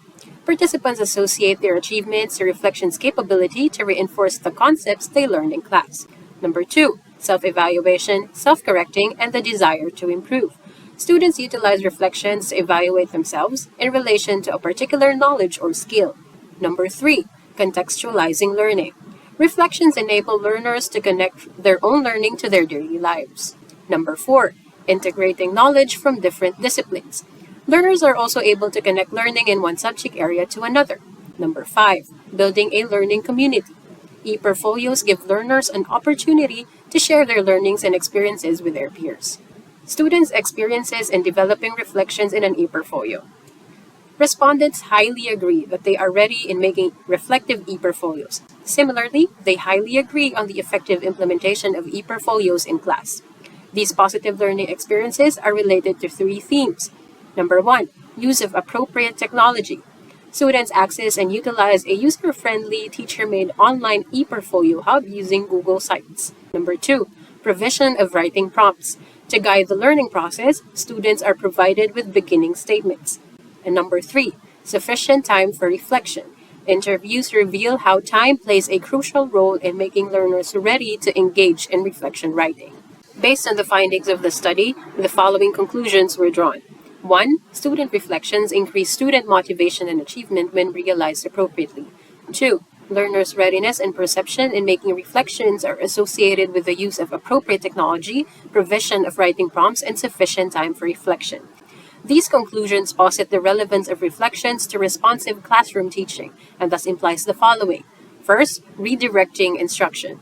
Responsive teaching encourages the use of observation to make informed decisions and turn instructions in the direction of the learner's needs and situations revealed through their portfolios.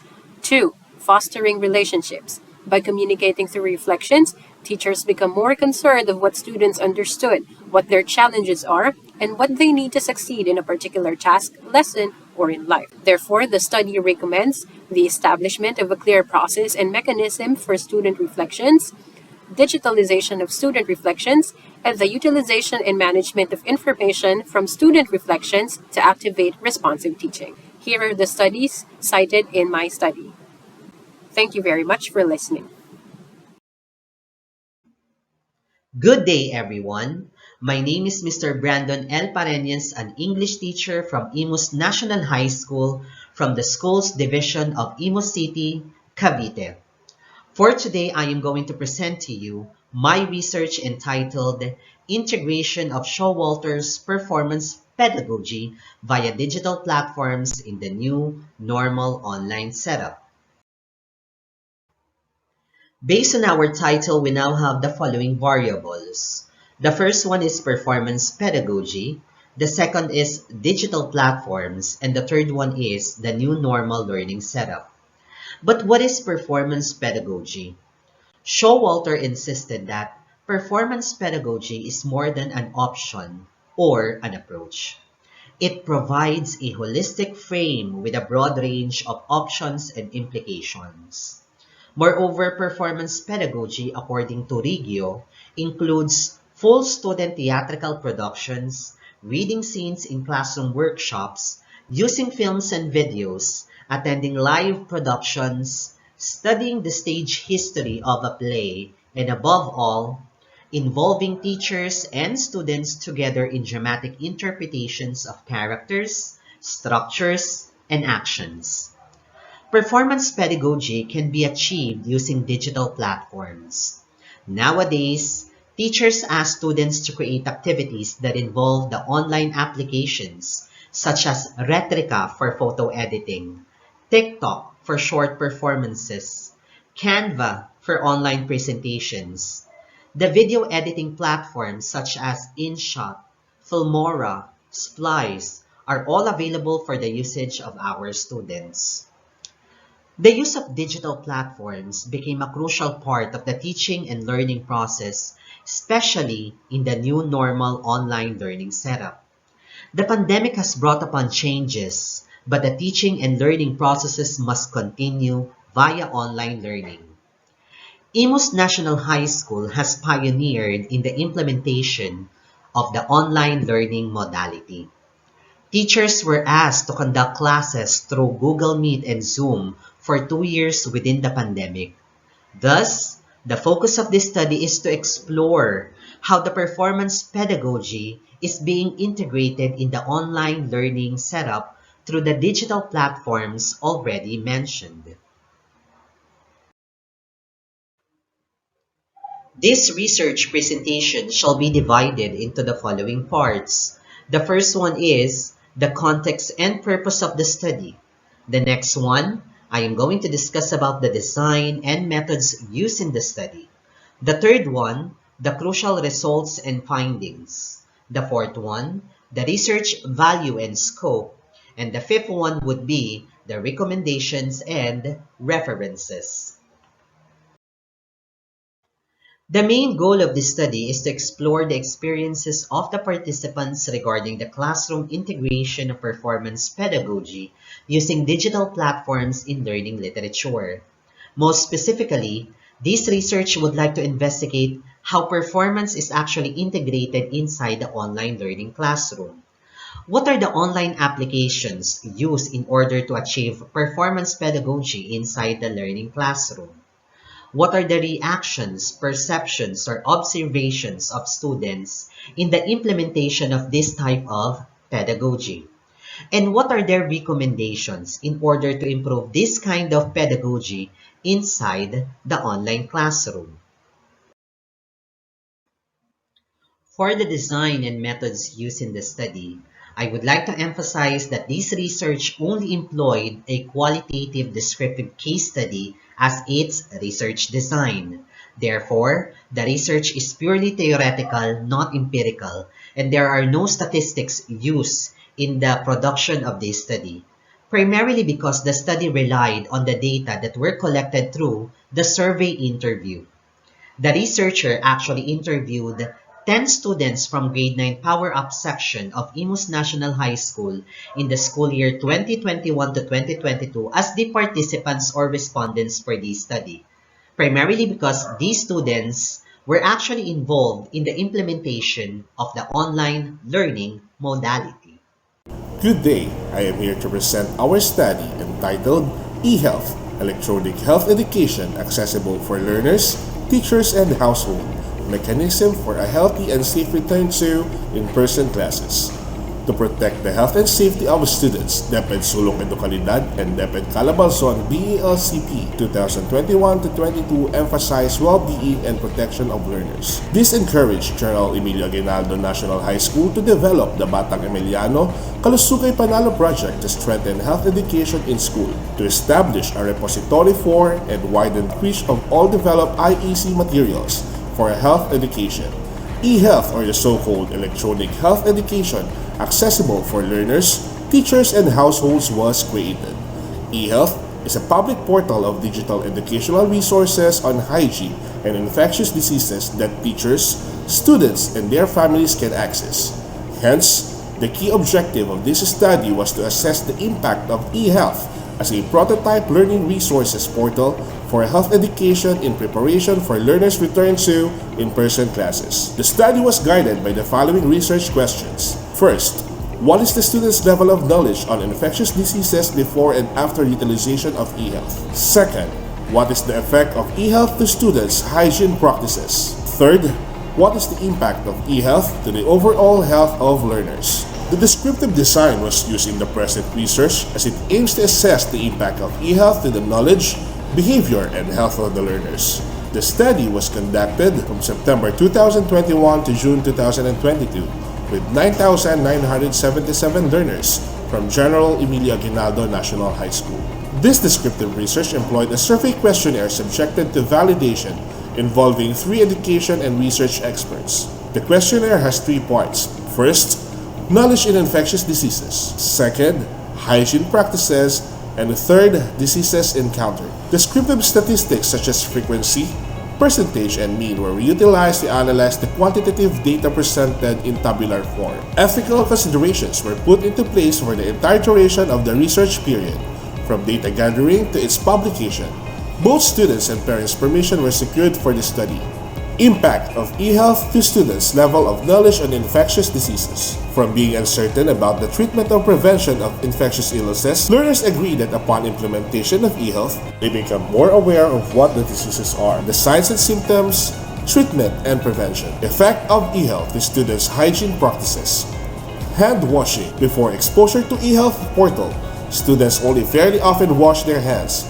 After using eHealth, students increased their frequency of hand washing in crucial situations. Students also adopted a longer duration of hand washing, which is aligned to the recommended more than 20 seconds. Toothbrushing. More learners brush their teeth twice a day after exposure to eHealth as compared to when they had limited knowledge on hygiene practices. Bathing. More students choose to bath every day after using eHealth as compared before. Impact of eHealth to the overall health of learners. Learners' increased knowledge and more positive behavior towards hygiene impacted their overall health. Respondents reported less instances of experienced infectious diseases in school year 2021 to 2022 than in the previous year. Based on the findings of the study, the following conclusions were made. Number 1. eHealth remarkably increased students' knowledge on the cause, signs and symptoms, treatment, and prevention of infectious diseases. Number 2. Learners adopted positive hygiene practices and abandoned negative habits as influenced by their exposure to eHealth. Number 3. Learners' shift in behavior resulted in a substantial decrease in the occurrences of infectious diseases among learners. The conclusion drawn in the study posits the following recommendations. Number 1. Utilization and dissemination of the eHealth Learning Resource Portal and IEC materials on health education. The study is a forerunner in the vision of Imus CIty and an innovative endeavor to establish a mechanism to transmit health-related information and protocols to protect health and well-being of learners returning to school. SIR. Development of an eHealth Teachers Toolkit and capability building on health education among teachers. The toolkit can allow teachers to share their lesson plans integrating health education using the eHealth portal and resources as reference for other educators. And number 3, integration of health education in face-to-face classes. Strengthening health education during in-person classes will help protect learners against COVID-19 and other lurking infectious diseases. Here are the references of the study. Thank you very much. Intuitive and strategic analysis of schools' reading landscapes in times of pandemic. Micro and macro analysis play a pivotal role in strategic decision-making in terms of developing mechanisms and strategies. This made a great impact on the process of implementing reading interventions and enhancement. An intuitive and strategic analysis was conducted to determine the reading landscape of schools in times of pandemic, the result of which serves as the basis in developing a model reading program for the division. Designing, implementing, and sustaining an effective reading program is everybody's business. It requires well-designed and ongoing professional development to equip educators with the knowledge base they need for effective reading instruction. It requires the selection of appropriate tools that are tightly linked to the research. And finally, it requires support system initiated by the local leadership to ensure smooth implementation and enduring effects. An effective reading program develops reading competence in all students and is based on proven practices. 3 components are critical to the design, implementation, and sustainability of powerful reading instruction. Professional development that equips educators with a solid knowledge base, effective instructional tools that are aligned to the knowledge base, and school systems that support and nurture implementation. And that is according to Diamond 2006. Key literatures of these studies include academic research on reading, which focuses on reading interventions and innovations, reading strategies, reading assessment, which were all systematically and comprehensively analyzed, reviewed, and evaluated to effectively utilize and aligned with the research findings. The study, which involved 67 elementary schools and 21 secondary schools consisting of grade 1 to 7 learners. Documentary analysis and interview were the main data gathering instrument used. Interview was used to validate the authenticity of data. Data privacy and confidentiality was strictly observed at all times. Likewise, it merely focused on the data analysis of the assessment result. The result of pre versus post-assessment and challenges on the progress monitoring were utilized to determine the reading landscape of the division in the time of pandemic. Likewise, intuitive versus strategic analysis was conducted to arrive at a more comprehensive and critical findings and recommendations. The study generally revealed that out of 39,520 learners, there were 15,942 who were under frustration level, which comprised 40.34% of the learners. Likewise, there were only 12,089 grades 1 to 7 learners who were at the independent level. However, after a series of interventions was conducted, the post-assessment result revealed that only 3,345 grades 1 to 7 learners were on the frustration level and 21,755 learners were found to be in the independent level. Likewise, Schools found internet connectivity and learners' lack of gadgets as the most pressing challenge. On the other hand, parents' involvement and conducting online reading activities were considered as the most responsive way of enhancing learners' reading comprehension. Because of a series of interventions conducted, there were an increase in the comprehension level, word recognition level, and reading level of the learners. After various interventions were conducted, however, Key Stage 1 progresses slowly and most learners can recognize words that comprehend what they have read. Based on the research findings, that more responsive reading interventions could be effectively implemented through the strong involvement of the parents and provision of appropriate materials, it could be inferred that effectiveness of reading program lies primarily on strong coordination with parents as home learning partners. More so, selection and adoption of literacy strategies and design and production of literacy instructional materials are very vital also.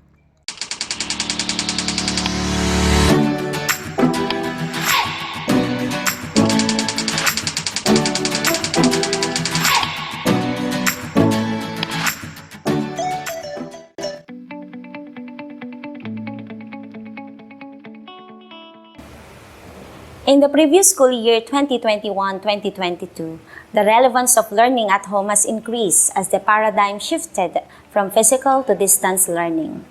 Since learners were unable to study in schools, the weight of facilitating learning falls disproportionately on parents and guardians. However, just like teachers, parents being at the forefront encountered challenges with the demands of the modular distance learning setup. Setting up an agreement that specifies how parents will participate in the educational system can help both parties get the most out of their collaboration. The importance of parental involvement in a student's growth has already been proven, and it has numerous advantages. It takes time and works these days to build strong ties between families and educators, but the outcomes are well worth the effort. It is with this context that the researchers conducted this study entitled Project GIA, Guardians and Implementers of Youth Achievement, a strategy to foster parental involvement in the new normal educational landscape. GIA in Tagalog means tagapatnubay, gabay, and tagaakay. In the context of our research, GIA refers to the parent teams and teachers who guided the students in achieving their academic goals. Specifically, our research identified 1. The extent to which Project GIA was successful in terms of fostering parental involvement, increasing learners' achievement, and boosting teachers' morale. 2. The main obstacles and limitations encountered in the implementation of the GIA. 3. Teacher researchers' learnings in incorporating and developing the program. And 4. Further refinement for GIA. Designed to pilot test GIA among 160 combinations of STEM and ABM students and parents, this research targeted to test the feasibility of GIA with a small number of test participants before proposing it to the institution. Data were gathered through survey questionnaire, artifacts, records of meetings and virtual sessions, parents' feedback, and personal accounts and narratives. Thus, we employed mixed method. By conducting pilot testing, we were able to generate insights and results. The reflective nature of pilot testing refined the nature of our proposed program, which in turn will deliver significant returns in the next research project and beyond. The said project garners a great extent of success in terms of fostering parental involvement, increasing learners' achievement, and boosting teachers' morale. Among the identified obstacles and limitations encountered in the implementation of Project GIA include: first, the sample size and the timing when the project was implemented. Second, weak communication lines of some participants. And third, lack of time among other parents. Among the learnings identified during the incorporation and development of the program include: first, schools alone cannot address all of a learner's developmental needs. Second, there is a wide variety of roles for parents. Third, open line of communication is vital. And fourth, technology can offer teachers a sturdier link with parents and learners and vice versa.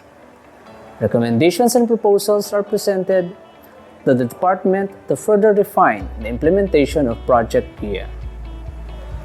This has been Project GIA, Guardians and Implementers of Youth Achievement, a strategy to foster parental involvement in the new normal educational landscape. Thank you very much and have a nice day, everyone. Good day.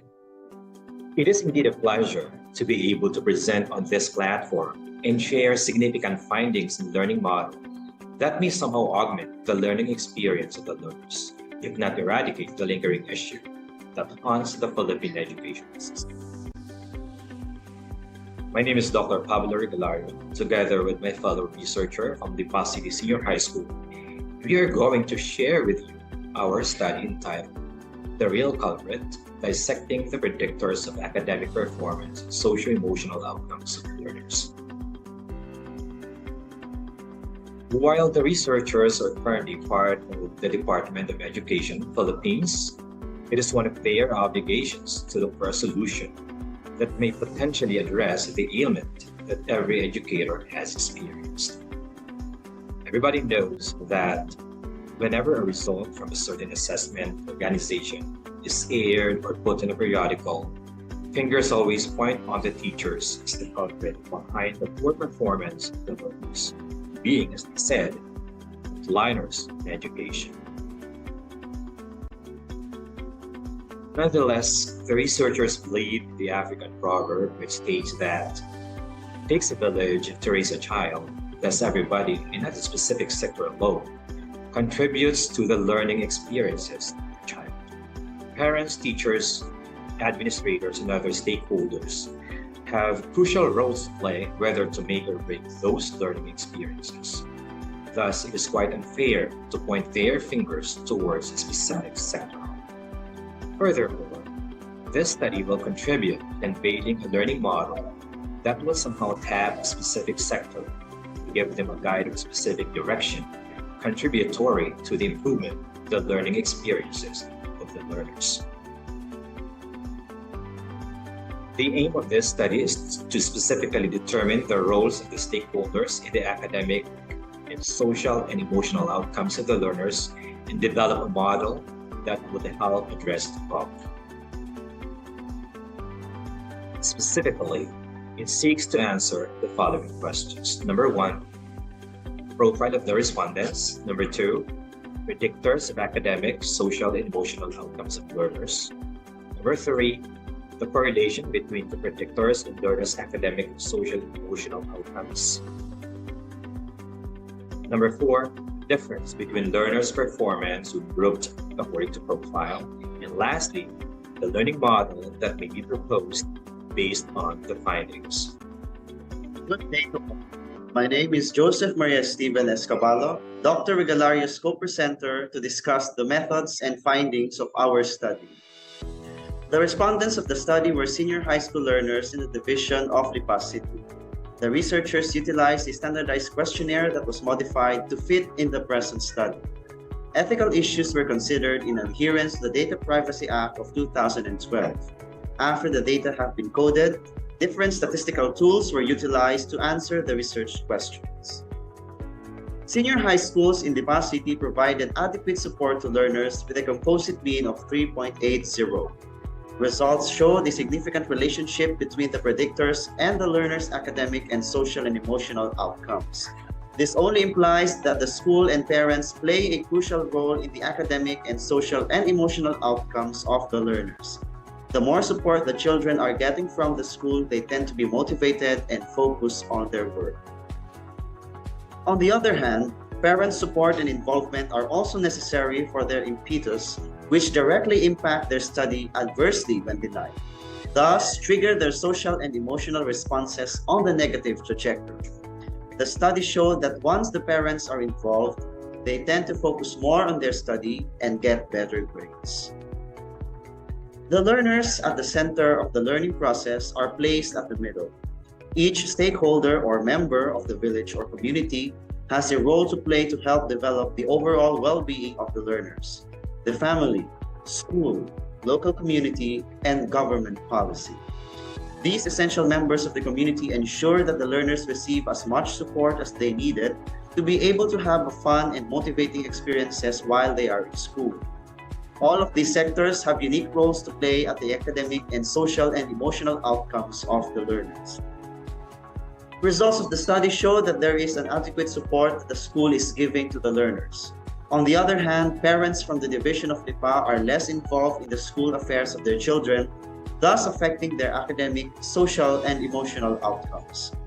There is a significant correlation between the predictors and academic, social, and emotional outcomes. The more the learners are provided with enough support and their parents are involved, the greater is the tendency that they perform well academically, socially, and emotionally. Performance of the learners academically, socially, and emotionally varies in terms of sex, family, income, and general average.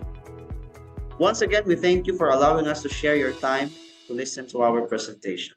Have a great day to all.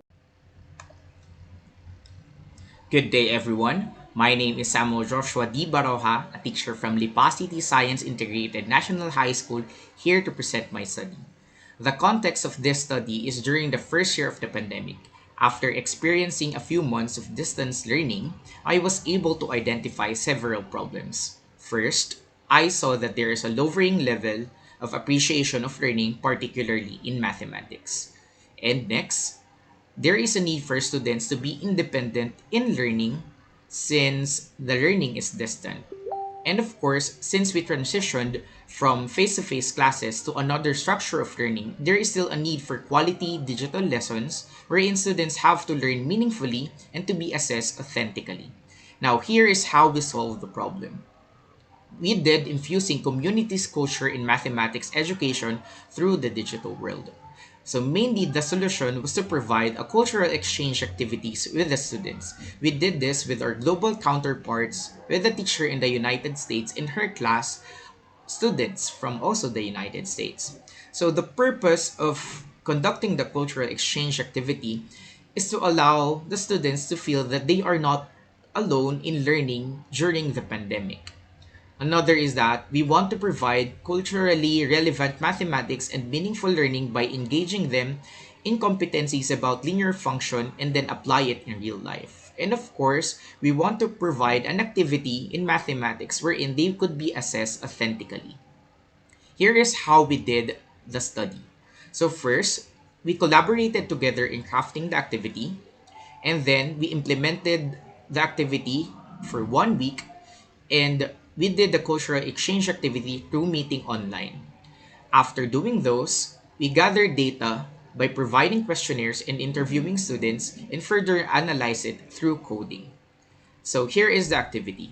The activity that we came up with was a business proposal project. So first, the students have to choose a local product for them to use in their business proposal and then engage in mathematics about linear functions by computing the profit function, which is equal to the revenue function minus the cost function. And of course, the cost is equal to the capital and how much the material is they will use, how much money they will use for each time they will produce the product. They have to document their own work and finally present their projects. Here is what happened during the project presentation. So we met online in Google. As you can see here, here is a classroom of our global counterparts and some American students. And in total, there are 70 participants in this meet. So what were the results of the study? So first, how do the students view learning mathematics with students from other countries? They were able to see that they are just having different notations, but they are still learning the same mathematics concept, which is what we want them to see during the activity. And then 100% of the students responded that they would like to join more in cultural exchange activities. For the second one, to what extent were the students able to appreciate learning mathematics? So the following are the testimonies of the students. First, they made me think more about even though we are in different countries, we still learn the same math concept. And the testimony of And the second testimony is about a Filipino student saying that first they feel that Americans have advanced mathematics, but they were able to see that they are learning the same thing, and then education is equal no matter where you are in the world. Third, what strategies do math teachers of different countries apply in solving concerns in teaching during the pandemic? So, since the concern is about learning, we tried differentiation, we tried intervention, and since there is a need for upskilling, teachers joined in various webinars and seminars. And there is also a problem about the mental health of teachers and students, which is why this was also prioritized. The following are the conclusion. Students viewed learning mathematics in other countries as basically learning through different notation and techniques but have the same concept. The cultural exchange activity boosted students' appreciation in learning math, and then teachers strategize as needed to solve various concerns. Good day, everyone. I am Mary Zugar D. Gutierrez, the Senior Education Program Specialist for Planning and Research in the Schools Division of Lipa City. I am humbly presenting to you my study entitled An Assessment of Attitude Towards Action Research to Promote Research Culture in SDO Lipa City. To improve learning outcomes and to provide an avenue for professional growth and development, the Department of Education in the Philippines mandated and greatly encouraged teaching and non-teaching personnel to engage in conducting action research as part of its results-based performance management system in public schools. The present study investigated and described the level of attitude of teachers in conducting action research and the relationship with predictors that includes perceived competence to conduct research, organizational support, and interest in research. It also described answering the following questions. What is the level of attitude of teachers toward the conduct of action research? Number two, do perceived competence, organizational support, and interest in research affect the teacher's attitudes toward action research? For the methodology of the study used the cross-sectional predictive type of non-experimental research design. The method of inquiry is survey, while the research instrument is electronic questionnaire through Google Forms. The study consists of 238 teachers from 5 public secondary schools in the division of Lipa City.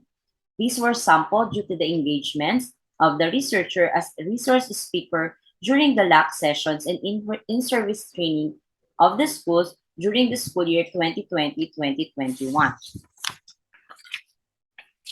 The researcher developed a 4-part researcher-made survey, and when tested for reliability, Cronbach alpha was found to have a value of 0.911, which is higher than the desired reliability value. This indicates that the instrument is reliable. As for the data analysis, data were treated using multiple regression analysis. It is a correlational technique which looks at association between a criterion variable and 2 or more predictor variables. It presents if any of the independent variables is correlated with the dependent variable, while at the same time taking into account the possible correlations existing between or among the predictor variables.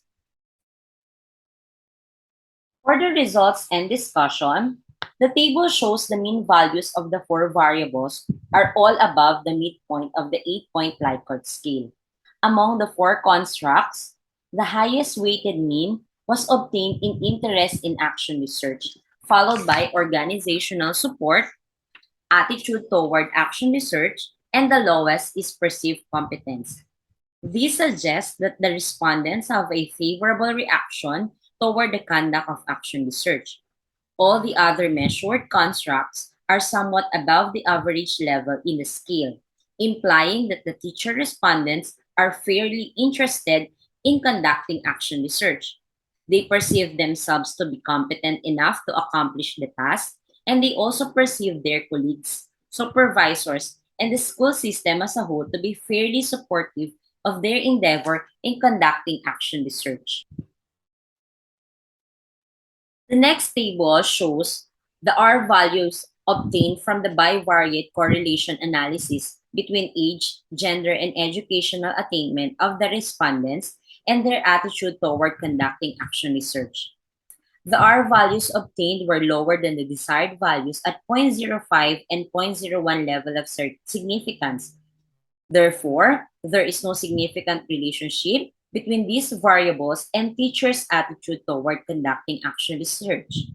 This implies that no matter how old the teachers are and what gender or degree of educational attainment they have, these have nothing to do with their attitude toward conducting action research. The value attributed by the respondents to the importance of action research is not influenced by their age, gender, or educational attainment. The results obtained in multiple regression analysis are indicated in the table. When all three independent variables are taken collectively, a significant relationship is observed between each of these, such as perceived competence, organizational support and interest in action research, and attitude toward action research. Fund utilization and management is essential in the school administration. It requires careful planning, transparency, and smooth execution. Through our joint and collaborative effort, we present to you our research entitled Management of Fund Utilization of Lipa City Senior High School's Project Game, Governance, Administration, Management, and Efficient Programs.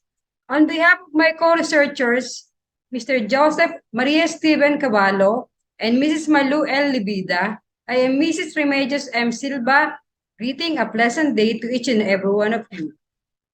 Project GAME is a school improvement project that aims to manage effectively and efficiently the records, financial reporting, gender and development activities, WINS project, disaster risk reduction through the provision of supplies, facilities, and conduct of relevant activities. This study aimed to determine the impact of the utilization of financial resources on the productivity of Lipa City Senior High School in terms of facilities and services for students and teachers relative to Project GAME. The conceptual framework on Figure 1 depicts how the school development will be influenced by the utilization of the MOE. The arrow connecting the two boxes explains the relationship of financial resources on school development if the budget is utilized or not.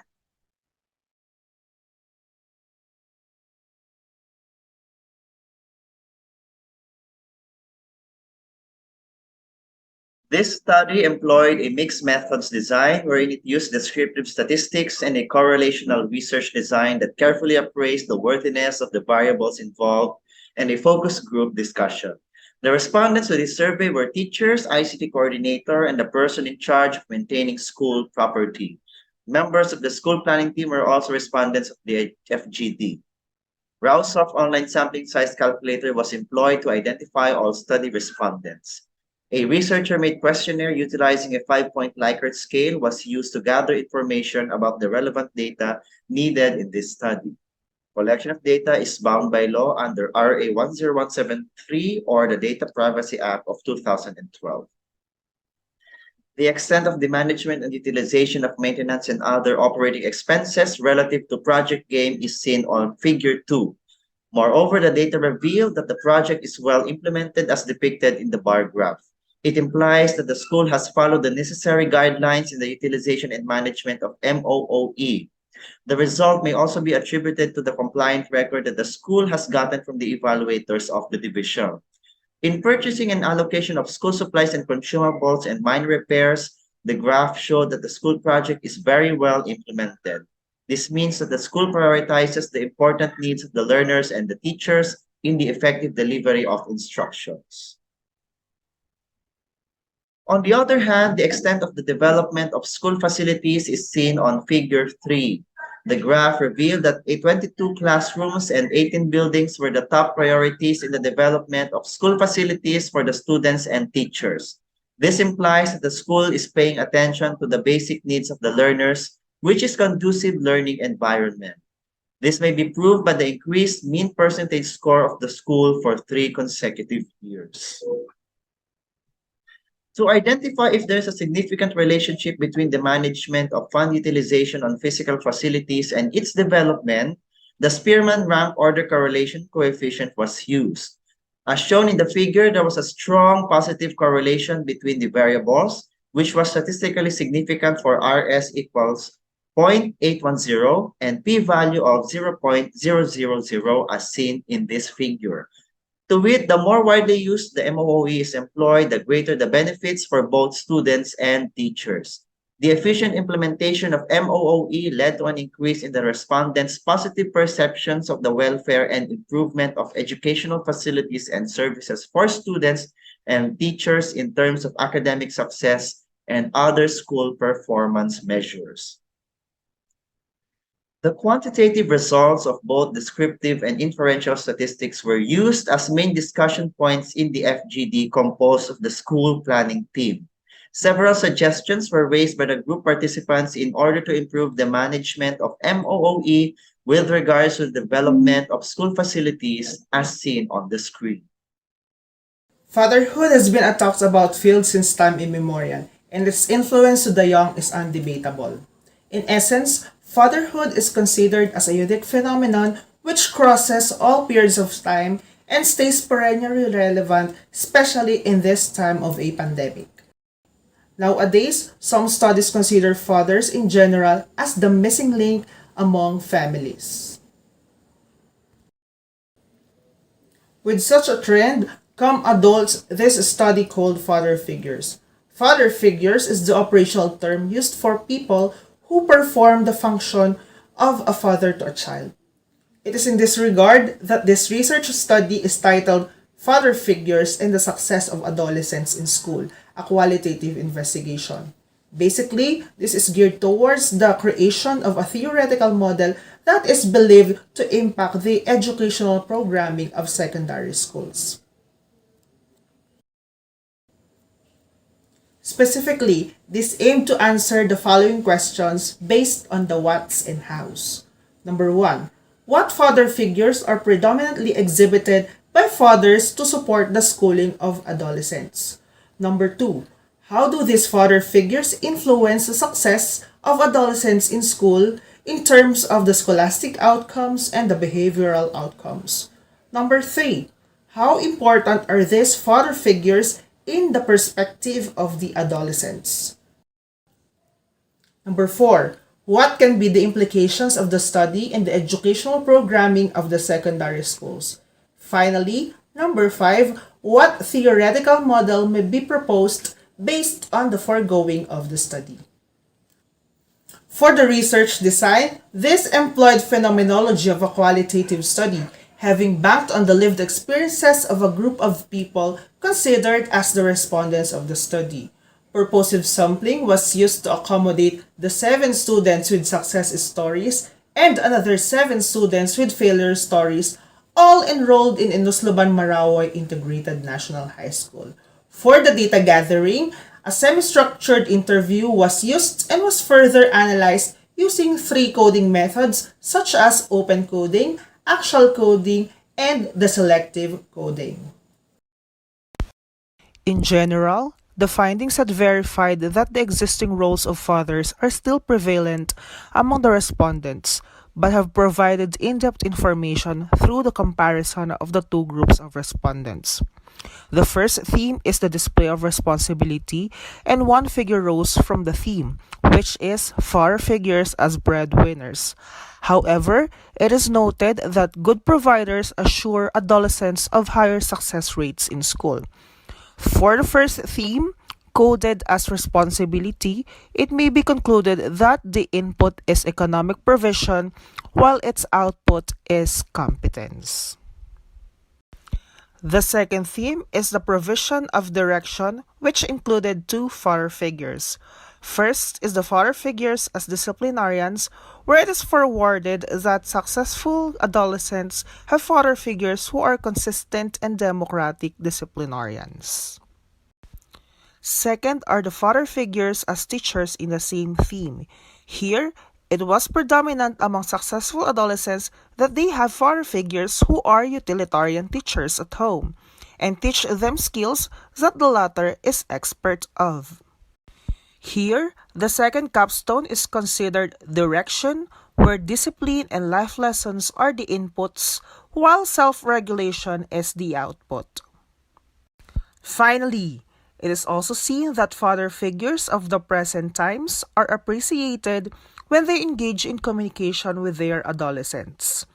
The first figure under this theme are the co-parents, where it is also noticed that successful adolescents consider their father figures as good cooks at home, which is not seen and mentioned among adolescents with failure stories. The second code is the father figures as friends, where those with comic and playful characters apparently have successful students and adolescents in school. The final capstone is communication, and it is concluded that with time and engagement, adolescents learn grit and improve their self-esteem. With all this, it is safe to conclude that father figures tap the affective domain of the adolescents more than anything else. Good morning. I am Elaine P. Ribay of Senator Claro M. Recto Memorial Integrated School. My research is about parents' involvement in the development of basic academic skills of their children with autism spectrum disorder during COVID-19 pandemic. Context and rationale. The year 2019 up to present became the toughest and left a painful mark to mankind. Education is one of the areas that really affected the most. Many schools, universities, and institutions decided to close and suddenly adapted to the new normal, such as homeschooling, online and modular learning. This pandemic gave a severe distraction to many families around the globe.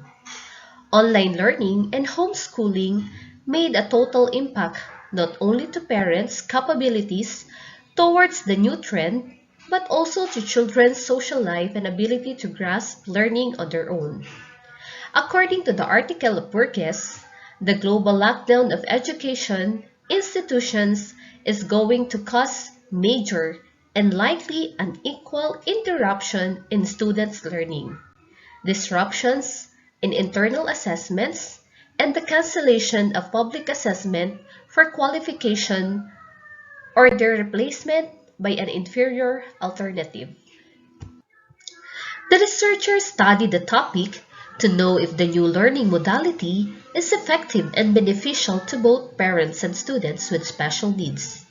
It helped the parents to strengthen their involvement in the development of the academic skills of their child with autism spectrum disorder. This helped the researcher to know how the pandemic affects the education of the students and how the parents deal with different circumstances in teaching and guiding their children in their academic skills with certain behaviors that also need to be considered. Parents and each family member have big roles to ease the burden and challenges in education this new normal. However, it is important to know that involvement, cooperation, and participation are the big factors to surpass those disputes and lacking. Research questions. Number 1. What is the extent of involvement of parents in the development of basic academic skills of children with autism spectrum disorder during COVID-19 pandemic in terms of idea of involvement, ways of involvement, assistance during involvement? Number 2. Is there a significant difference on the extent of involvement of the parents when grouped according to the profile of the respondents in terms of age, sex, and educational attainment? Research questions. Number 3. What is the extent of the challenges encountered by the parents in assisting their children with autism in the development of their basic academic skills during COVID-19 pandemic as to child's behavior, module, personal difficulties? Number 4. Is there a significant difference on the extent of the challenges encountered by the parents when grouped according to the profile of the respondents in terms of age, sex, and educational attainment? Number 5. What plan of action may be proposed to strengthen the involvement of parents in the development of their children's basic academic skills? Scope and limitations. The study was focused on the extent of involvement of the parents about the development of the basic academic skills of their child with autism spectrum disorder during COVID-19 pandemic at Senator Claro M. Recto Memorial Integrated Schools in the division of Lipa City, academic year 2020-2021. It was limited to the analysis of parents' involvement on the academic skills of their child with ASD, their demographic profile in terms of age, gender, and educational attainment. This study was further limited to the parents of the 4 sections of children with autism class with 8 and 9 pupils. Methodology: sampling, parent respondents chosen by random sampling, data gathering through questionnaire. Good morning, everyone. Today, I will be discussing the study entitled Bata Bata, Paano ang Pagbasa sa Panahon ng Pandemya? A Phenomenon on Learning the Basics of Reading. And I will be your teacher researcher for today, Maylin Lalamunan from Imus Marawi Elementary School, North District 1. Let me start by stating a fact that reading as a basic tool to education leads every school children to unlock the world and find out the treasure of knowledge found in books and in the web. This pandemic had taken away the chance and the time where learners learn the basics of reading in school, along with this scenario where the report of the parents and guardians on their struggles in teaching their children how to read. This and more had led to the conduct of this study, which had focused on identifying the reading levels of the grade 1 pupils and the different learning conditions while learning the basics of reading at home, particularly those who do not have access to internet connection. The study targeted up to 10 pupils or respondents who were purposefully selected based on the following marks.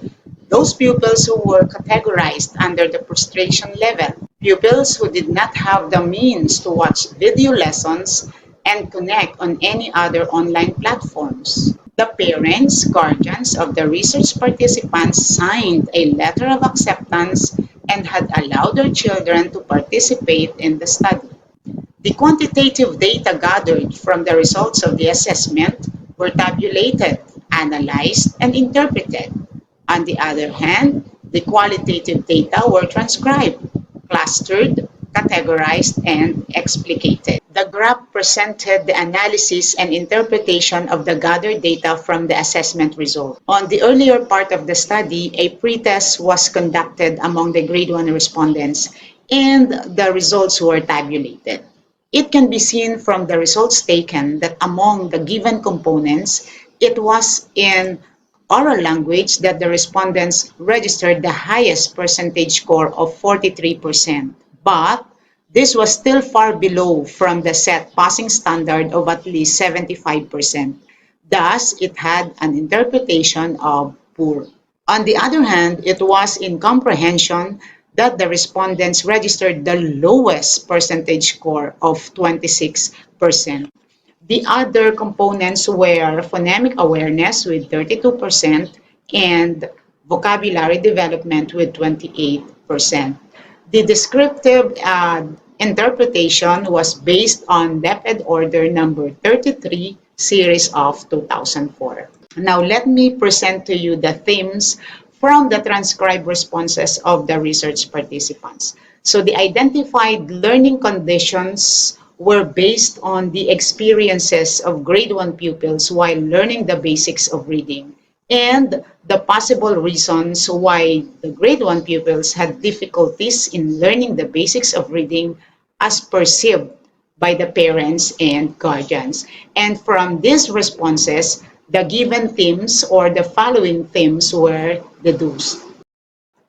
The result of the pre-test and the deduced themes from the learning pattern or the learning conditions of the grade 1 pupils had created enormous concerns that need to be addressed at once. And so the teacher researcher had crafted a reading intervention package that really helped the respondents become readers. This intervention package has bridged the gap between instruction and performance. The package was composed of a flash drive with the reading instructions, together with a portable speaker and the contextualized reading materials. The reading lessons and other materials were prepared on a weekly basis. Home visitations were also conducted to validate and monitor the reading progress of the respondents. After 4 months, a post-test was given, and the graph presented the analysis and interpretation of the gathered data from the post-test in reading. As you can see, it was in vocabulary development that registered the highest percentage score of 83%. It was followed by the oral language with 81% and phonemic awareness with 80%. All these three had an interpretation of good. On the other hand, comprehension had 79% with an interpretation of fair.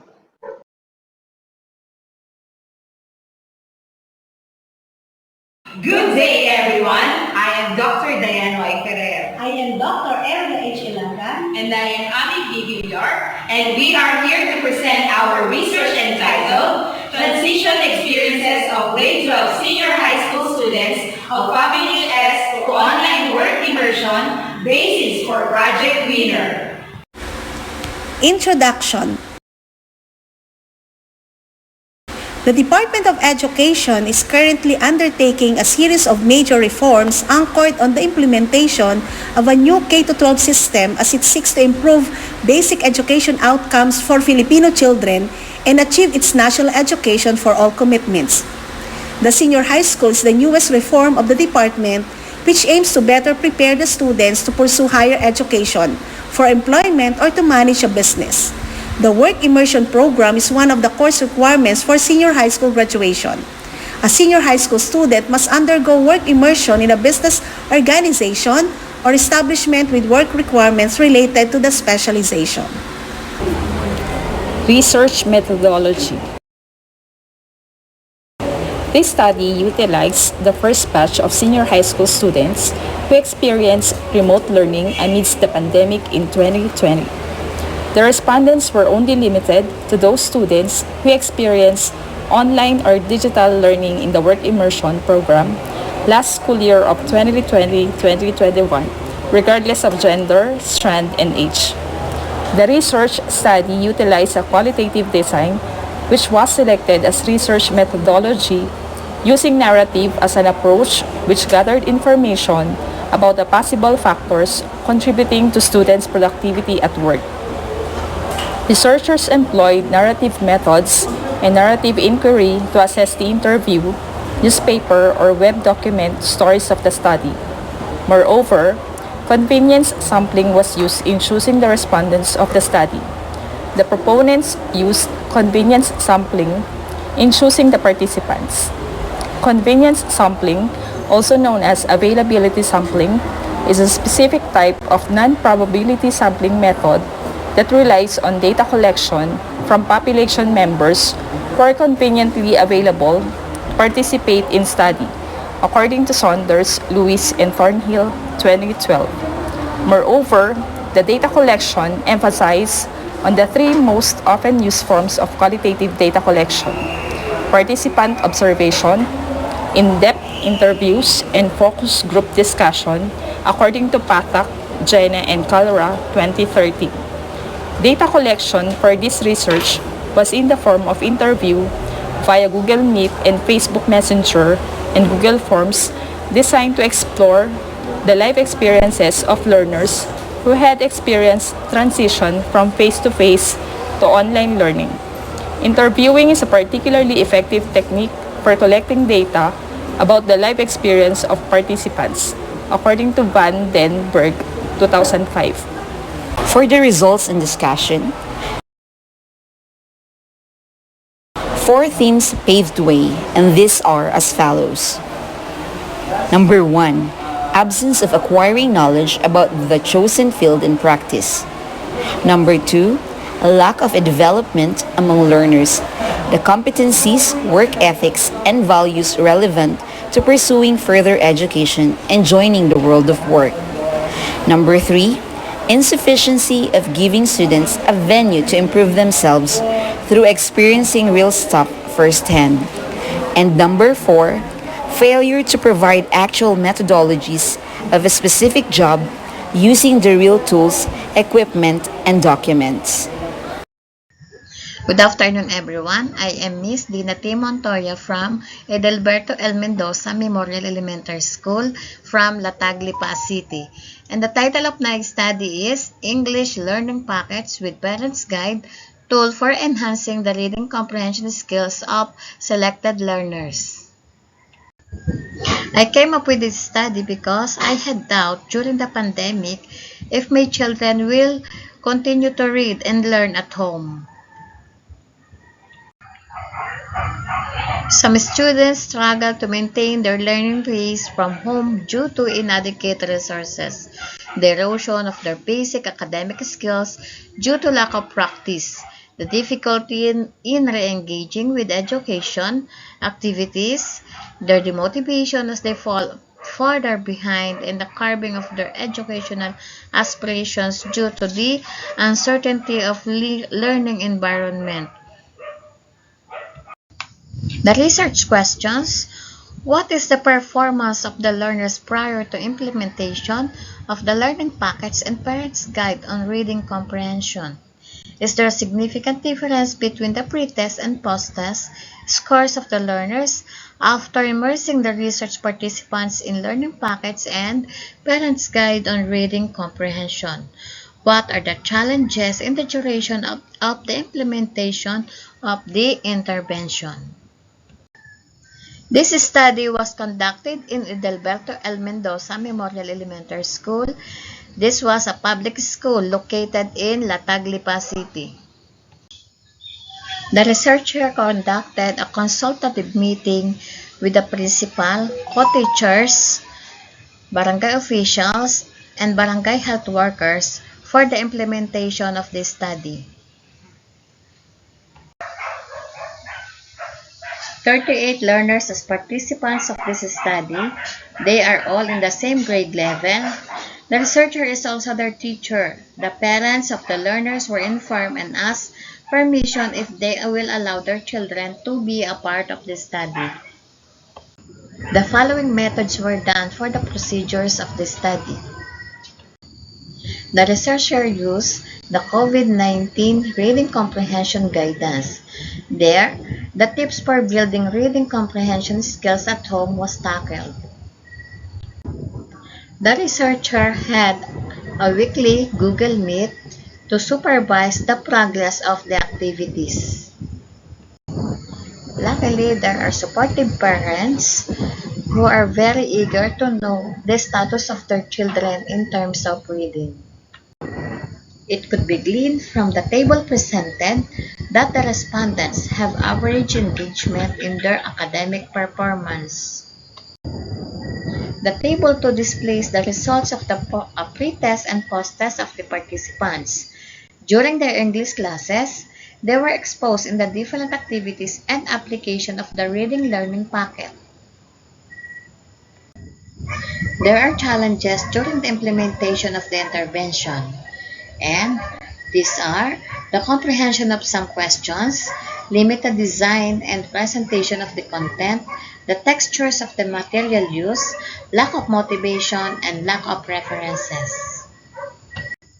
The conclusions: the learning packets with the parents' guide had a significant contribution on improving the reading comprehension of the learners.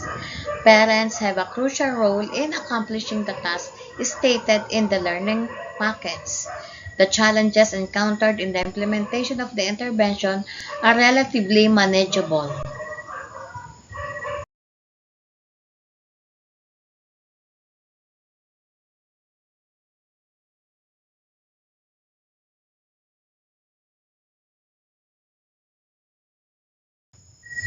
Other teachers may employ similar learning packets with teacher's guide in their respective subjects. Officers of Parents and Teachers Association may complete the initiative of the teachers by organizing parenting session and sharing of experiences. The school head should support the effort of the teachers.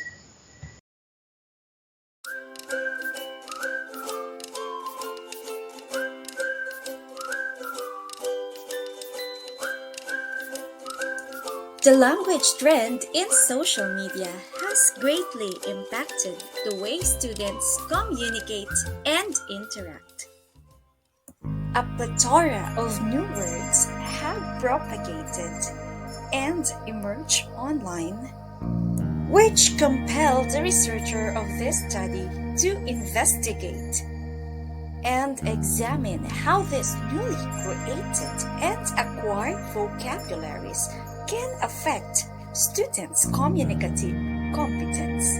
The researcher applied a mixed method approach by utilizing descriptive research in a form of survey method in which students and teachers were asked of the effects that these neologisms have on their communicative and academic social competence. Qualitative method was used by applying documentary analysis and observations where the researcher used to compile and organize a list of neologisms.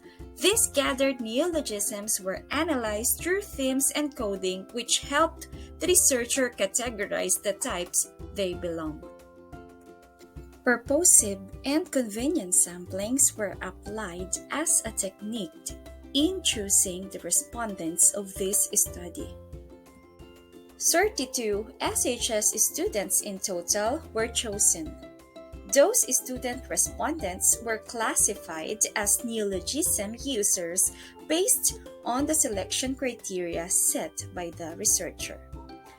10 teachers of English were also surveyed as how the usage of neologisms could affect their students' communicative performance. Observation was done in 2 weeks, to which the researcher monitored all the social media engagements of the students. Through this, she was able to collect neologisms that are commonly used by the students. Documentary analysis was a second data collection method done by the researcher to collect neologisms that were previously studied and listed by other researchers, which were added also on the list of commonly used by the students. Survey method was done to collect responses both from teachers and students as to how neologisms affect the students' communicative competence. Since the researcher investigated the multiple neologisms used by the students, this slide depicts the list of neologisms used in various social networking sites. The result shows that using neologisms in classroom settings helps students communicate effectively and confidently, which increases the students' level of engagement and facilitates understanding of concepts and ideas. The teacher's survey result also shows a positive remarks on the use of neologism. Reflected on these slides are the strategies that teachers apply to effectively teach neologisms.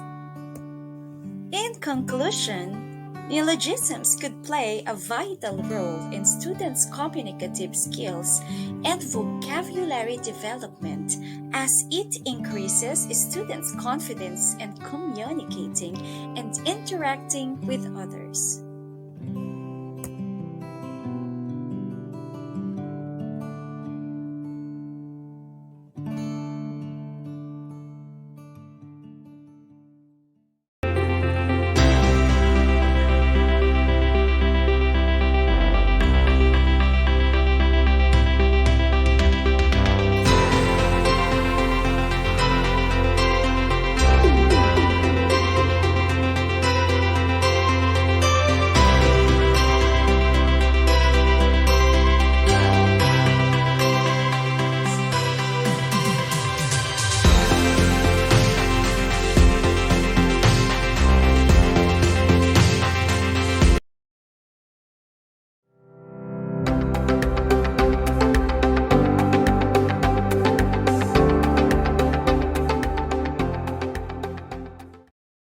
Mabuhay! I'm Cleopatra M. Tobias from Talangan Integrated National High School, Nagcarlan, Laguna, Philippines. And together with my two enthusiastic co-author as well as my colleagues, Mr. Daniel M. Alcasarin and Ms. Laarni V. Arban, we would like to share with you our action research findings entitled Grade 11 Working Students' Resilience and Academic Performance in a Modular Distance Learning. Learning never stops as the UNESCO's COVID-19 response to education. While the Philippine Department of Education's battle cry amidst the pandemic should be, learning must continue. Being a working student in this time of crisis becomes an extra challenge.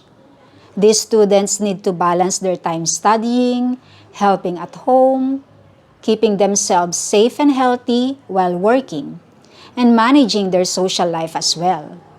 We believe that resiliency is one of the essential characteristics a working student must possess amidst this COVID-19 pandemic.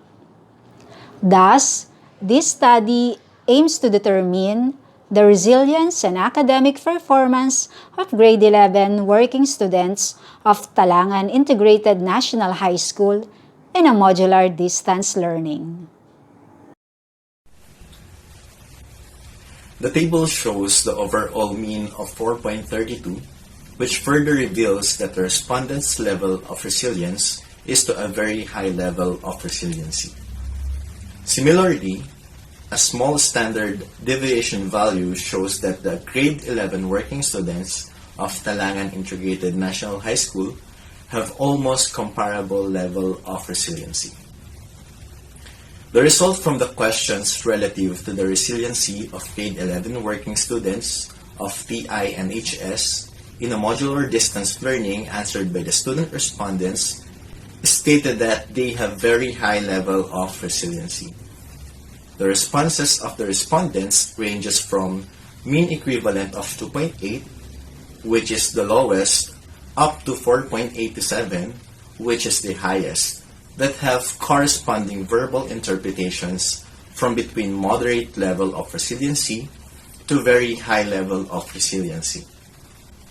This really shows that even though students are working and studying at the same time, they can still manage to be responsible with their studies and still be able to perform well even in the modular distance learning setup. Thank you, Mr. Daniel Alcazarin. For the continuation, the table shows the result of F-test for the resilience against academic performance. Based from the table, none of the academic performance was affected by resiliency. That is, academic performance across the level of resiliency is comparable with each other. This finding is stated because it is shown in the table of F value of 0.09 are all less than the critical value of 3.35. It is supported by the p-value of 0.91, which are all greater than the alpha level 0.05. With a 95% level of confidence, it can be said that resiliency has nothing to do with the academic performance.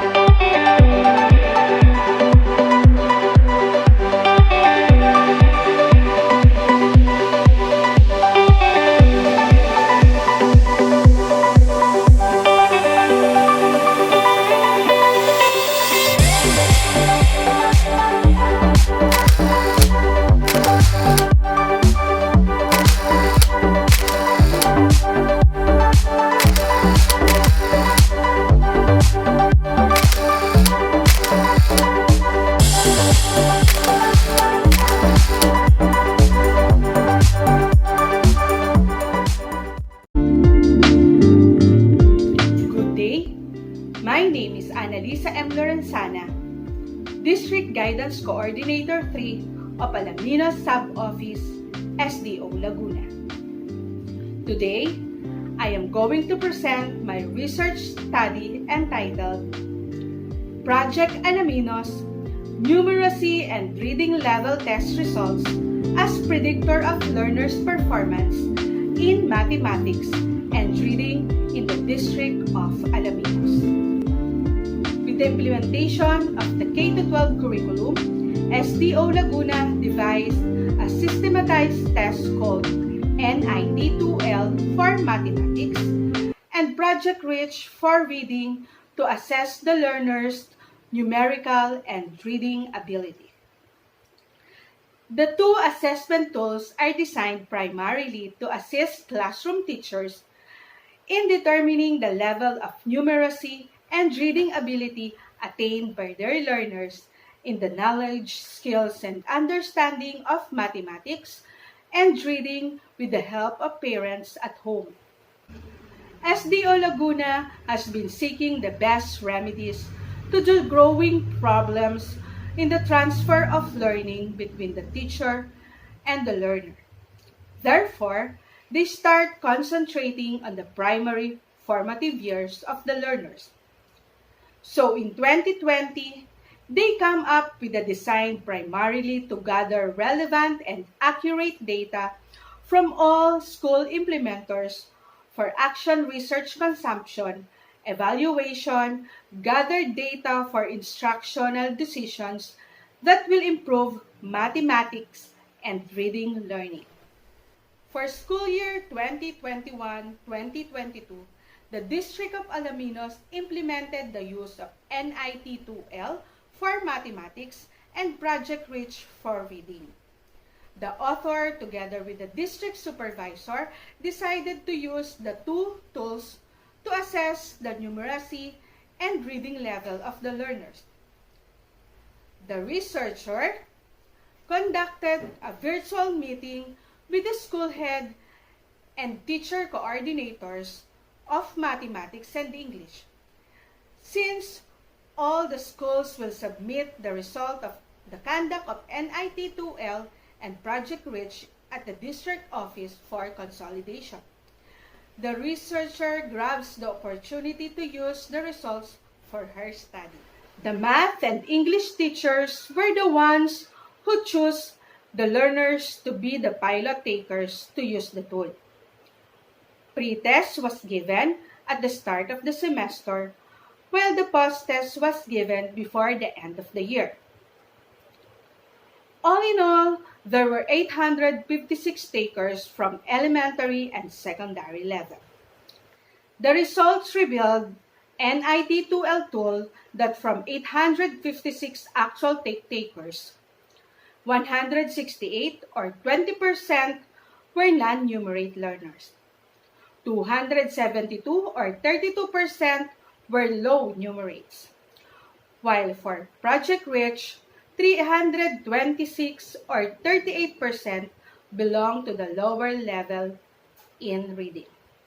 The level of proficiency or the general point average in mathematics and English of the respondents revealed that 351 or 41% fall under approaching proficiency in mathematics and English. The researcher proposed a remediation program as the research output to be used by the school. To the teacher, work hand in hand in conducting remedial classes to those students who fall under the non-numerate level. To increase the level of numeracy, readers under prostration level, and help the learners to review and revisit the least mastered skills. The parents monitor the activities of your child and encourage them to attend remedial classes. Attend parent conference or meeting to update yourself on the progress of your children. And to the future researcher, explore other possible variables that would encourage students to enhance their mathematics and reading skills and abilities. Thanks for watching. Keep safe and God bless.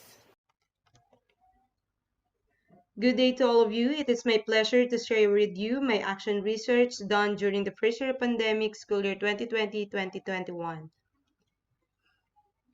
I am Armin Amora Madera from Alaminos Integrated National High School, Alaminos District, Division of Laguna, and I am here to present to you my action research entitled Cultural Fit Chatbot in Improving Students' Achievement Level and Engagement Level in Science 7. The objective of this study is to improve the achievement and engagement level of grade 7 students in Science 7 using the teacher-made mobile application Cultural Fit Chatbot. For the rationale, the researcher observed some of the problems encountered by the students during the pandemic, and these are as follows. So the use of modules encourage independent learning, and students need greater self-motivation to accomplish all the given learning tasks. During the first quarter, 58% and 68% in second quarter of the researchers' students under modular distance learning got fairly satisfactory grades ranging from 75 to 79. So the researcher interviewed some of the parents, and it was noticed that students lack motivation to answer the activities in the module because there were too many activities to answer, and they were hooked in mobile games like Mobile Legends and were distracted with social media applications such as Facebook and TikTok.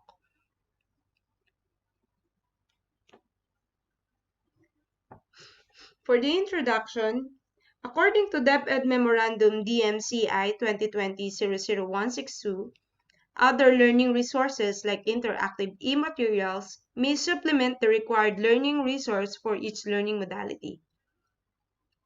Therefore, the researcher decided to create a mobile application using Codular with integration of chatbots for the assessment. So Codular is an integrated development environment for mobile apps, while chatbot is a mobile technology trend that give a boost to online education by turning lectures and assessments into chat conversations.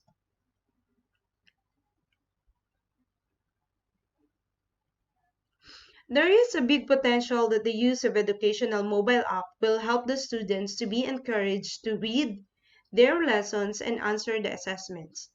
As what Roy 2017 stated, that students are more driven towards using a mobile phone for every purpose. Learning is a continuous process, and the focus has now completely shifted to e-learning. Due to the mobile phones and the various featured-oriented applications, students can learn at their pace and take their time at understanding things as everything is just a click away.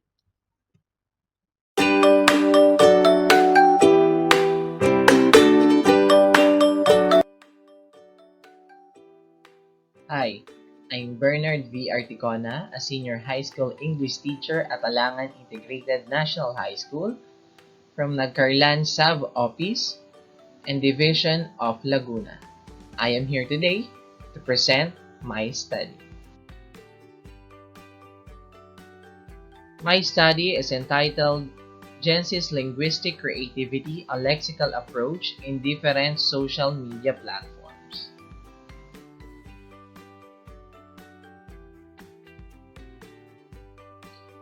Language has a vital role in the process of communication. Message can be delivered through different mediums or channels. Most of the messages are composed of language which can be written or spoken. There are different language characteristics. There is a large concept about language that anyone must understand. The study focused on the characteristic which is being dynamic or not constant, and the language creativity of Gen Z is highlighted in this study. Now is the rationale of this study. The research is created based on the practical reasons in communication and trends in social media. The applied concept of language is the focus of the study that shows the creativity and dynamics of the language that made the study worth searching for. The result of the study is evident in the Gen Z style of communication for informal and formal communication in their daily life. Language is a process of recreation. Its laws and principles are fixed, but the manner in which the principles of generations are used is free and infinitely varied. Even the interpretation and use of verbs involves a process of recreation, according to Chomsky of 2003. This study is anchored in the media dependency theory by Lin of 2015, a systematic approach to studying the effects of mass media on the audiences and the interactions between media audiences and social systems. Dependency theory conceives dependency as a relationship in which fulfillment of one's party's need and goals is reliant on the resources of another party. The main focus of the theory is the relationship between media and audiences. For the research methodology, the researcher used mixed method research design and specifically utilized an explanatory sequential mixed method design.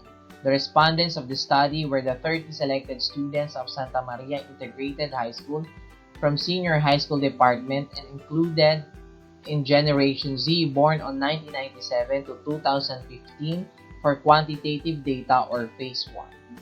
In Phase 2, for qualitative data, the researcher used 30 respondents as co-researchers to justify, strengthen, and expound on the data result in Phase 1. Another thing for research methodology, for Phase 1, the researcher used simple random sampling technique. For Phase 2, the non-probability sampling. Now for the findings of this study. This table presents the significant relationship between Gen Z's characteristics and their level of creativity on different social media platforms. Specifically, it shows the relationship between digital natives, financially minded, and visual learner characteristics, and lexical approach and communicative skill. Digital natives were observed to have no significant relationship with the student's lexical approach. Also, it does not pose a significant relationship with the student's communicative skills. For instance, using Facebook or FB is highly believed that a combination of letters or shortening on FB has become a habitual writing behavior among the participants of this research. According to Mustafa of 2015, young adult users may use different word formation processes when communicating on FB.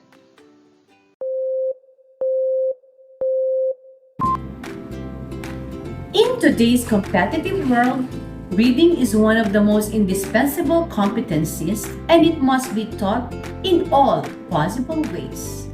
According to Domingue et al. Of 2021, reading is the gateway to the development of academic skills across learning disciplines.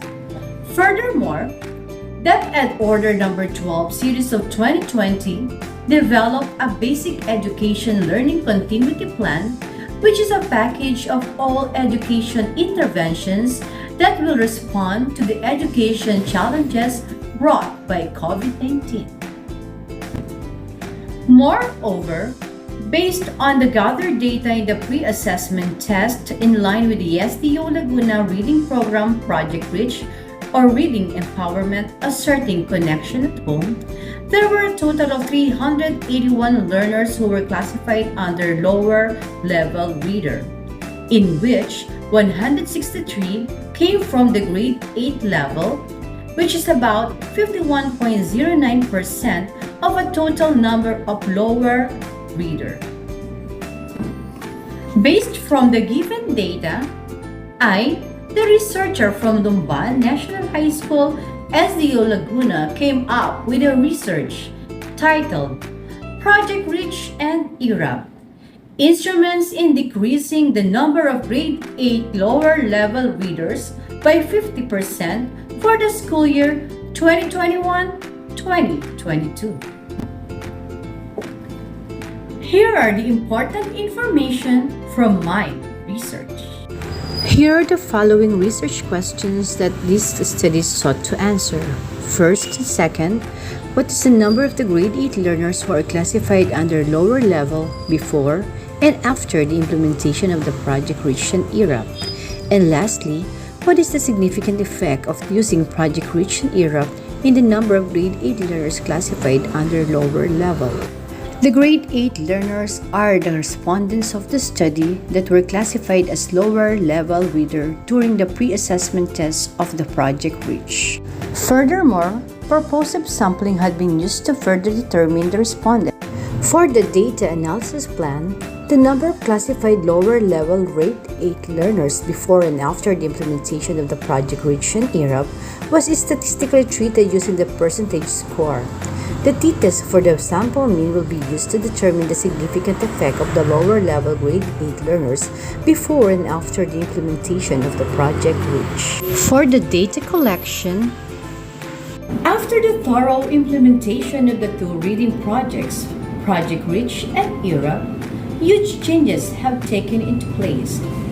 Evidently, the highest difference is on the grade 8 level, which has been the focus of this study. It contributed greatly to the t-test result, which was interpreted as significant, since the overall tabular value is 2.358 is lesser than the t-value of 2.485. Finally, the result manifested of a decrease of 61.36% rate from the total number of grade 8 lower level reader during the pre-assessment test, which is 163, to the post-assessment test, which is 63. Way closer to the main objective of this research and had moved a greater leap onto the world of reading. For recommendations and for references, highlights of the implementation, school orientation, materials distribution and retrieval, online and on-site pabasa, and Reach for the Star. Reach that stakeholder and kamustahan with parents. Again, this is Basilda Camille Arbadillo, together with the school principal, Mr. Nelson R. Omani, leaving you this quotation. Reaching out to the learners in times of pandemic is another form of humanity. Thank you and God bless.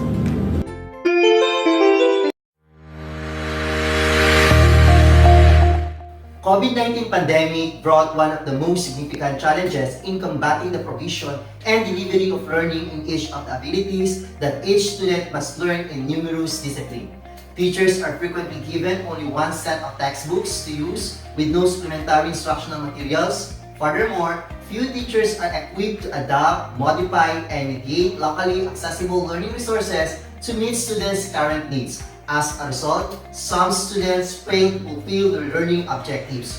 My name is Brian V. Machenso of Liga National High School, and thank you for the opportunity that you have been given to me to present my action research entitled Efficacy of Project IR Initiate Alternative Remediation Program in Improving Student Math Academic Performance. How is Project IR developed?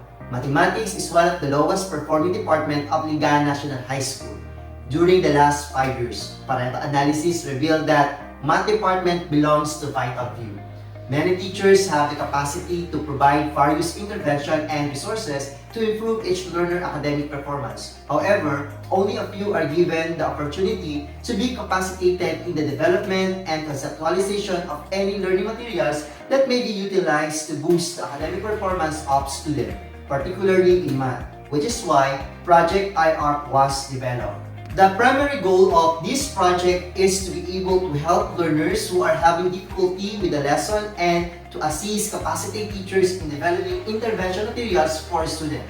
This project is anchored on DepEd Order Number 012, Series 2021, entitled Amendment to DepEd Order Number 030, Series 2020, to allow school to implement interventions for bridging learning gaps and intensifying learning gains, and DepEd Order Number 11, Series 2020, titled Revised Guideline on Alternative Work Arrangement in the Department of Education during the period of state of national emergency due to COVID-19 pandemic, indicating some of the MOVs needed for proficient and high proficient teachers, which is the supplementary materials made by the teachers. According to the study of Dewis and Kushandi, year 2015, learning materials that are locally relevant with the diversity of student condition and needs and meaningful for their learning are one of the some factors influencing students' achievement. From that concept, I used the following graphical paradigm in this study. In input, Project IR, teachers solving supplementary materials. In process, we have utilization of solving supplementary materials, and the expected output, of course, is improved academic performance of student in mathematics. This study wants to seek answer the following question. These are the performance status of the mathematics department in terms of MPS before and after implementation of Project IR. The graph shows that the average MPS for school year 2020-2021 has a weighted mean of 62.52% and 67.74% for school year 2021-2022. After the implementation of the project, survey has been conducted. Out of 100 respondents, students, parents, teachers, an average of 72.20% of respondents strongly agree the project assist students in better understanding the concept of the lesson, that student academic performance improves, that it has been proven to be a useful program for assisting students who are struggling with their classes. 27.8% agree and 0% are uncertain, disagree, or strongly disagree. Based on the statistics that I have mentioned, it appears that the IR project is considerably contributing in assisting students who are struggling in their studies and the following skill they should learn. It shows that Project IR has significant impact on improving student academic performance in mathematics. In line with the findings that I have mentioned, it is concluded that students need resources that are suited to their capacities for them to grasp the competencies they must learn. Correct and compassionate evaluation of learners' output and result is a significant assistance in improving students' attainment of specific learning objectives. The positive response and cooperations of the identified students who will participate in the program, as well as their parents and teachers, is a big help in realizing and carrying out the aim Project IR of assisting every student in improving their academic performance in the field of mathematics. It served as one of the tools to address the needs of providing supplementary materials to address the least learned competencies. Based on the conclusion that I have mentioned, Project IR has shown to be beneficial and should be sustained since it benefits students significantly. Teachers should be more capacitated in conceptualization of solving supplementary materials that they can further develop or produce materials that can further improve students' learning. Concept behind Project IR may be shared to all department and other schools as part of the benchmarking activity. Once again, thank you very much. My name is Brian Vicenzo of Liga National High School. Mabuhay tayong lahat!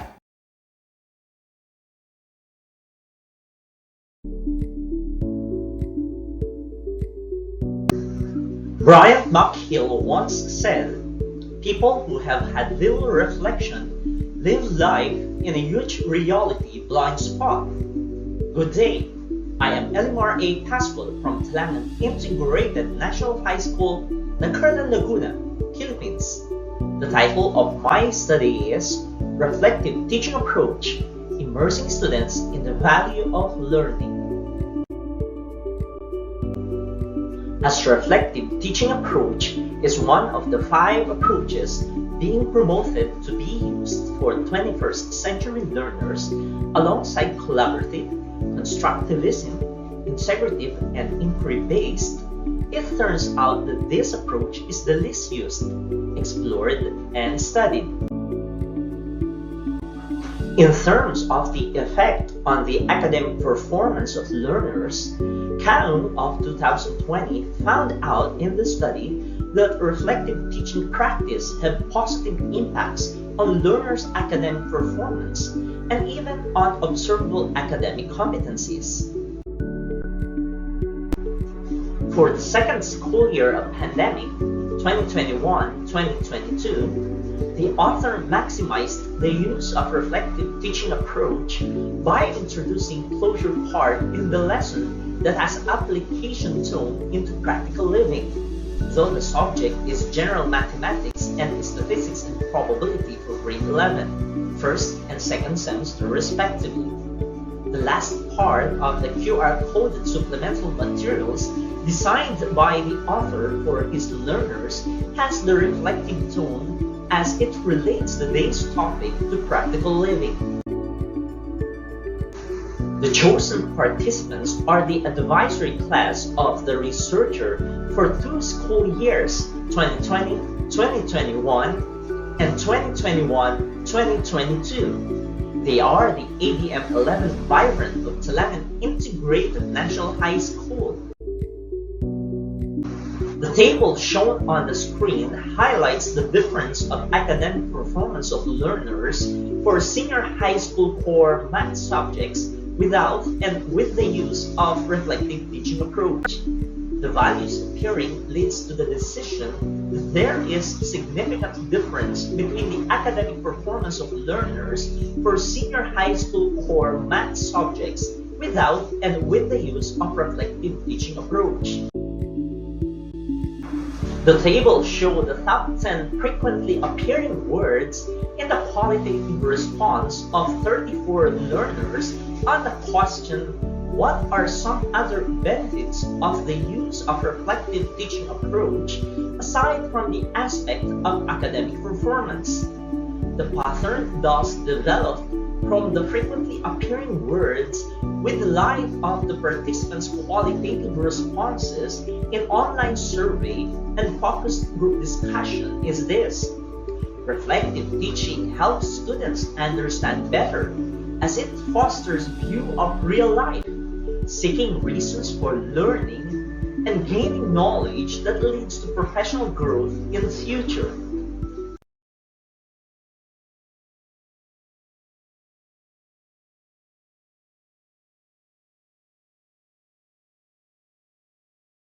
Community quarantine is hereby imposed in the entire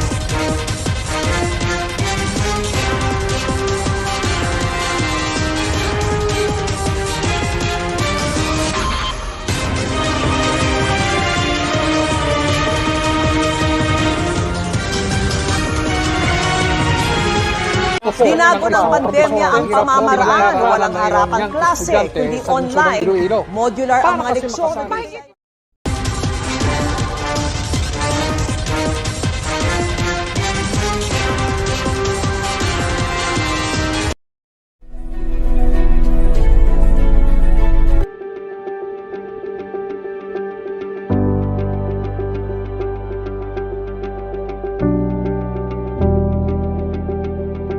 Project iShare means individual sharing of hopes, actions, resources, and excellence. Ang iShare, kung kailan ang kaliwang kamay na nasa itaas at ang kanang kamay na nasa ibaba, symbolizing that people, DepEd people from Pila District will serve as sharer to people within and outside the district, will soon become the blessing as well.